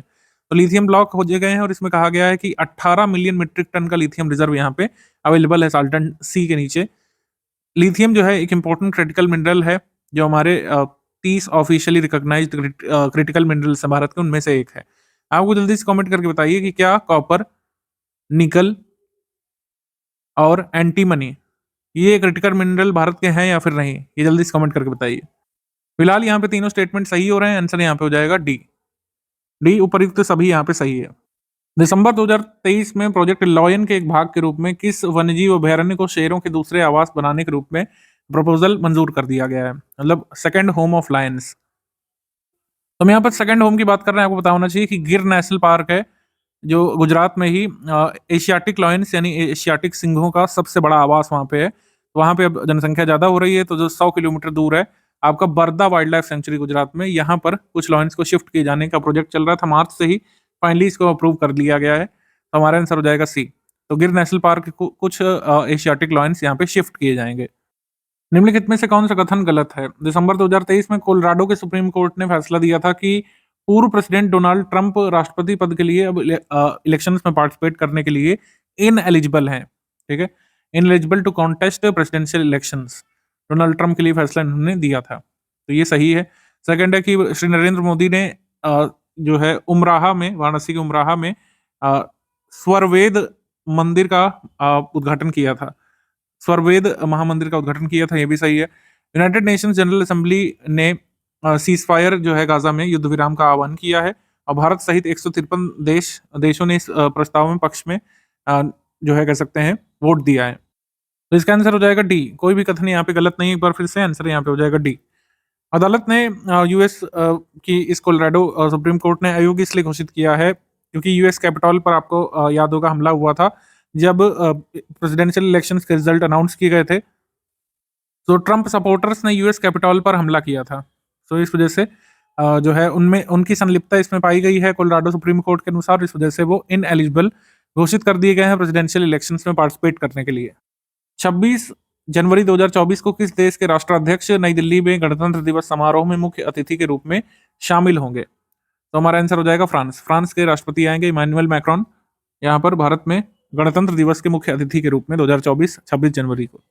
अक्टूबर 2023 में निम्नलिखित में से कौन सा देश आंत संबंधी लिशमैनियासिस, जिसे आमतौर पर काला जर कहा जाता है, को पूरी तरीके से खत्म करके एलिमिनेट करके डब्ल्यूएचओ द्वारा प्रमाणित होने वाला विश्व का पहला देश बना है? तो ये है बांग्लादेश। ऑप्शन नंबर ए, बांग्लादेश बना था, ऑप्शन नंबर ए। ग्राम पंचायत द्वारा स्थानिक योजना को प्रोत्साहित करने के लिए पंचायती राज मंत्रालय ने एक जीआईएस एप्लीकेशन लॉन्च किया है, ग्राम मानचित्र, ग्राम मंच, माफ कीजिएगा, जिसका वेबसाइट है ग्राम मानचित्र .gov.in। ग्राम मानचित्र ही एक्चुअली पूरा नाम है, ग्राम मंच नहीं है, ठीक है, तो ये ध्यान रखिएगा, ये टाइपिंग मिस्टेक थी यहाँ पे। ग्राम मानचित्र लॉन्च किया है, ये सही है। इसके बाद यहाँ पे कहा गया है कि लोकल विलेजर्स जो कलाहांडी और रायगढ़ डिस्ट्रिक्ट ओडिशा में, इन्होंने अपने कह सकते हैं विरोध जताया था जो सिजीमाली बॉक्साइट खदानों के प्रस्तावित खनन के कारण संभावित पर्यावरणीय क्षरण और आजीविका का नुकसान जो हो सकता है उसके बारे में आशंकाएं और अपना विरोध व्यक्त किया था। ये भी सही है, हमारा आंसर हो जाएगा इसमें सी। दोनों स्टेटमेंट यहाँ पे करेक्ट हैं, ए और बी दोनों सही है। तो सिजीमाली बॉक्साइट ये खदानें कहाँ पे हैं? ओडिशा में है, ध्यान रखिएगा आगे के लिए। जैसे नई कोई खदान होती है, चर्चा में आती है, तो एग्जाम में उसके बारे में आ सकता है कि किस स्टेट में है वो या फिर किस मिनरल की खदान है। तो सिजीमाली बॉक्साइट की खदान है, ठीक है, और है कहाँ पे? ओडिशा में। 28वां यूरोपीय संघ फिल्म फेस्टिवल के बारे में कौन सा सही है? 1 से 10 दिसंबर 2023 तक नई दिल्ली में इसका आयोजन किया गया, सही। सेकंड, ये फिल्म फेस्टिवल भारत और यूरोपीय संघ के बीच सांस्कृतिक संबंधों को बढ़ाने के लिए मतलब शुरू किया गया था, सही। 28 फिल्में 25 भाषाओं में 27 यूरोपियन यूनियन कंट्रीज और यूक्रेन की यहाँ पे शो की गई थी, सही। और दिल्ली लेग होने के बाद ये चेन्नई में भी हुआ था, होगा आगे 19 से 28 जनवरी 2024 में। मतलब एक भाग इसका दिल्ली में खत्म हुआ और एक भाग आपका चेन्नई में भी होगा, तो सही है, हमारा आंसर उसमें हो जाएगा। उपर्युक्त सभी कथन सही है, आंसर यहाँ पे डी है। बढ़ते हैं आगे। निम्नलिखित में से कौन सा कथन सही है? 2023 के लिए मरियम वेबस्टर एक ऑनलाइन बहुत पावरफुल डिक्शनरी है। इन्होंने अपना वर्ड ऑफ द ईयर घोषित किया ऑथेंटिक को। और 2023 में शोधकर्ताओं की एक टीम ने राजस्थान के जैसलमेर बेसिन के हाबूर फॉर्मेशंस में भारत का पहला प्रारंभिक क्रिटेशियस शार्क जीवाश्म की खोज की है, जो लगभग 115 मिलियन वर्ष पुराना है। तो जैसलमेर में इसको खोजा गया है 115 वर्ष पुराने शार्क फॉसिल को, ठीक है। तो दोनों स्टेटमेंट यहाँ पे सही है, आंसर यहाँ पे हो जाएगा सी। 1 और 2 both correct. Angkor Wat temple के बारे में बताना क्या सही है? कंबोडिया का जो अंकोर वाट टेम्पल है 800 वर्ष पहले खमेर शासक सूर्यवर्मन द्वितीय ने इसको बनवाया था और ये 8th wonder of the world बन गया है इटली के पोम्पेई को पास करके अनऑफिशियली। ये इटली मतलब कह सकते हैं 8th wonder of the world बन गया है अनऑफिशियली, सही। Angkor what is the largest temple spread over an area about 500 acres. तो 500 एकड़ में बना विश्व का सबसे बड़ा मंदिर है एरिया वाइज, और ये बेसिकली लॉर्ड शिवा को डेडिकेटेड कहा गया है। ये आपका गलत है, लॉर्ड विष्णु को डेडिकेटेड है, बाद में हालांकि ये बुद्धिस्ट टेम्पल बन गया था। तो थर्ड स्टेटमेंट यहाँ पे इनकरेक्ट है, फर्स्ट और सेकंड यहाँ पे करेक्ट है। हमारा आंसर हो जाएगा इसमें सी। 1 और 2 करेक्ट, थर्ड वाला इनकरेक्ट है। लॉर्ड शिवा को कभी भी डेडिकेटेड नहीं था, लॉर्ड विष्णु को डेडिकेटेड ये टेम्पल है और बाद में बुद्धिस्ट टेम्पल बन गया था। 6 दिसंबर 2023 को डॉक्टर भीमराव रामजी अम्बेडकर की मोम की प्रतिमा का अनावरण कहाँ पे किया गया है? तो बाबा साहेब की प्रतिमा का अनावरण किया गया है जयपुर में, यहाँ पे आंसर हो जाएगा ए, जयपुर। मोम की प्रतिमा का अनावरण किया गया था जयपुर वैक्स म्यूजियम नाहरगढ़ किले में, राजस्थान में। भारत में एक लार्जेस्ट सर्कुलर रेलवे नेटवर्क बनने जा रहा है, इसके बारे में बताना है कौन सही है? ट्रैफिक प्रॉब्लम्स को रोकने के लिए रेलवे मिनिस्ट्री ने प्रपोज किया है एक सर्कुलर रेल नेटवर्क 287 किलोमीटर का बेंगलुरु के बाहरी भाग में। इसका उद्देश्य है कि देश का लार्जेस्ट सब अर्बन रेलवे नेटवर्क ही बन जाए, जो कि चेन्नई में जो इस समय 235.5 किलोमीटर लंबा सर्कुलर रेलवे है, इसको भी सरपास कर देगा। ये सही है, ये भी सही है, हमारा आंसर हो जाएगा इसमें सी। बोथ 1 और 2 करेक्ट, सी। नवंबर 2023 में विश्व का पहला 3D प्रिंटेड मंदिर भारत के किस राज्य में बनाया गया है? बनाया गया तेलंगाना में, आंसर यहाँ पे हो जाएगा सी, तेलंगाना। अंगोला के बारे में कौन सा कथन सही है? दिसंबर 2023 में अफ्रीकन कंट्री अंगोला ने ओपेक को लीव करने का डिसीजन लिया था। ऑयल प्रोड्यूसिंग नेशंस का एक संगठन है ओपेक, इसको छोड़ने का इसने निर्णय लिया है। Angola second largest oil producing country है अफ्रीकन कॉन्टिनेंट का, ये भी सही है। अंगोला ने ये ऑर्गेनाइजेशन क्यों छोड़ा है? Differences over production objectives. इसको लेकर के, तो आंसर हो जाएगा इसमें डी। सारे कथन यहाँ पे सही है। अंगोला ने ओपेक को ज्वाइन किया था 2007 में। ओपेक की स्थापना बगदाद में हुई थी 1960 में। इसका हेडक्वार्टर प्रेजेंटली वियना में है, ऑस्ट्रिया में। चीन में भी हाल में भूकंप आया था 2023 में। गांसू किंगाई प्रांत के करीब यहाँ पे भूकंप आया था 6.2 मैग्नीट्यूड का। 100 पीपल से ज्यादा यहाँ पे मर गए थे नॉर्थ वेस्ट चाइना में। और पिछले 13 वर्षों में सबसे डेडलीस्ट अर्थक्वेक इसको चाइना का बताया गया था। तो ये भी सही है, ये भी सही है। आंसर सही हो जाएगा इसमें सी। 1 एंड 2 बोथ करेक्ट, सी। 3 दिसंबर 2023 को इंडोनेशिया के पश्चिमी सुमात्रा में माउंट मेरापी में ज्वालामुखी विस्फोट हुआ था और 11 क्लाइंबर्स की जान गई थी। सही। अनक क्रकताऊ माउंटेन जो है सुंडा स्ट्रेट में इंडोनेशिया में, उसमें भी ज्वालामुखी विस्फोट हुआ था। ये भी सही। तो हमारा आंसर सही हो जाएगा सी। दोनों ही स्टेटमेंट यहाँ पे सही है, सी। दिसंबर 2023 में निम्नलिखित में से किस राज्य के मुख्यमंत्री ने हिजाब पहनने पर लगे प्रतिबंध को हटाने की घोषणा की है? कर्नाटक के मुख्यमंत्री ने। ऑप्शन नंबर बी यहाँ पे सही है, कर्नाटक, बी। गृह मंत्रालय ने 13 दिसंबर 2023 को लोकसभा में अभी सुरक्षा चूक हुई थी, जो 3 लोग जो है स्मोक बम फेंक दिए थे यहाँ पे, तो उसकी जांच के लिए केंद्रीय रिजर्व पुलिस बल सीआरपीएफ के महानिदेशक अनीश दयाल सिंह की अध्यक्षता में एक समिति का गठन किया गया है। सही। और मैसिव इमरजेंसी यहाँ पे डिक्लेयर की गई थी सीशेल्स मेनलैंड माहे में, वेस्टर्न इंडियन ओशियन में जो सीशेल्स है द्वीप का समूह, वहां पे माहे में एक औद्योगिक क्षेत्र में भीषण विस्फोट के कारण आपातकाल घोषित किया गया था। ये भी सही। हमारा आंसर हो जाएगा इसमें सी। 1 एंड 2 बोथ करेक्ट। ओडिशा के भुवनेश्वर में ओडिशा अनुसंधान केंद्र का उद्घाटन किसने किया था? तो ये किया था शिक्षा मंत्री धर्मेंद्र प्रधान ने गवर्नर्स ऑफ छत्तीसगढ़ और ओडिशा के साथ मिलकर के। तो गवर्नर्स ऑफ छत्तीसगढ़ और ओडिशा की उपस्थिति में union education minister Dharmendra Pradhan जी ने ओडिशा रिसर्च सेंटर का उद्घाटन किया था भुवनेश्वर में। आपराधिक संहिता विधेयकों की मंजूरी अब प्रदान की जा चुकी है, तो भारतीय न्याय संहिता और ये सब अब फाइनली जो है अस्तित्व में आ जाएंगे। 21 दिसंबर 2023 को भारतीय न्याय संहिता, भारतीय नागरिक सुरक्षा संहिता, भारतीय साक्ष्य विधेयक सदन में चर्चा के बाद पारित कर दिए गए थे। लोकसभा में ये बिल पारित कर दिए गए थे 20 दिसंबर को, फाइनली पार्लियामेंट से 21 दिसंबर को पारित हुए। 25 दिसंबर को प्रेसिडेंट एसेंट इन तीनों विधेयकों को मिल गया। तो हमारा आंसर इसमें हो जाएगा डी। सारे कथन यहाँ पे सही हैं, डी। आईआईटी मद्रास ने पानी से आर्सेनिक और धातु आयनों को हटाने के लिए अमृत नामक एक टेक्निक अभी हाल में विकसित की है। सही। इसमें सही कथन का ही चयन करना है। सेकंड स्टेटमेंट है वर्ल्ड कोल एसोसिएशन ने, जो कि 1985 में स्टैब्लिश हुआ था, उसको future coal global alliance for sustainable development, sustainable coal माफ कीजिएगा, नाम दे दिया गया है। ये भी सही है। हमारा आंसर हो जाएगा इसमें सी। 1 एंड 2 बोथ करेक्ट, सी। उत्तर प्रदेश की निवासी स्मिता श्रीवास्तव ने विश्व में सबसे लंबे बालों का Guinness book of world record में नाम दर्ज किया है। मतलब इनके विश्व में सबसे लंबे बाल हैं। स्मिता उत्तर प्रदेश के किस शहर से निवासी हैं? तो स्मिता निवासी हैं प्रयागराज की। ऑप्शन नंबर ए यहाँ पे सही है, ए। दिसंबर मंथ 2023 में चिली और अर्जेंटीना की दक्षिणी एंडीज ज्वालामुखी क्षेत्र का सबसे खतरनाक ज्वालामुखी विलारिका में विस्फोट हुआ था। सही। इसके बाद हरिकेन ओटिस ने मैक्सिको के प्रशांत तट पर जो है अटैक किया था। ये सही है। 1000 of people were affected as tropical cyclone named Jasper hit the north eastern part of Australia on December. Jasper नामक एक ट्रॉपिकल साइक्लोन आया था ओडिशा के नॉर्थ ईस्टर्न पार्ट में। तो ये भी सही है। हमारा आंसर सही हो जाएगा इसमें डी। रॉन्ग स्टेटमेंट यहाँ पे कोई है नहीं, क्योंकि तीनों ही स्टेटमेंट सही है। आंसर यहाँ पे हो जाएगा डी। उत्तराखंड का पहला गोट फार्मर प्रोड्यूसर ऑर्गेनाइजेशन है गोट एफपीओ, उत्तराखंड का पहला स्टैब्लिश किया गया है कालसी ब्लॉक में, देहरादून में। फ्रांस के प्रेसिडेंट जो है इमैनुअल मैक्रोन, इनको बुलाया गया है रिपब्लिक डे सेलिब्रेशंस जो होंगे 2024 के, उसमें चीफ गेस्ट के तौर पर, ये बता चुके हैं। आंसर यहाँ पे सही हो जाएगा C. 1 and 2 both correct, C.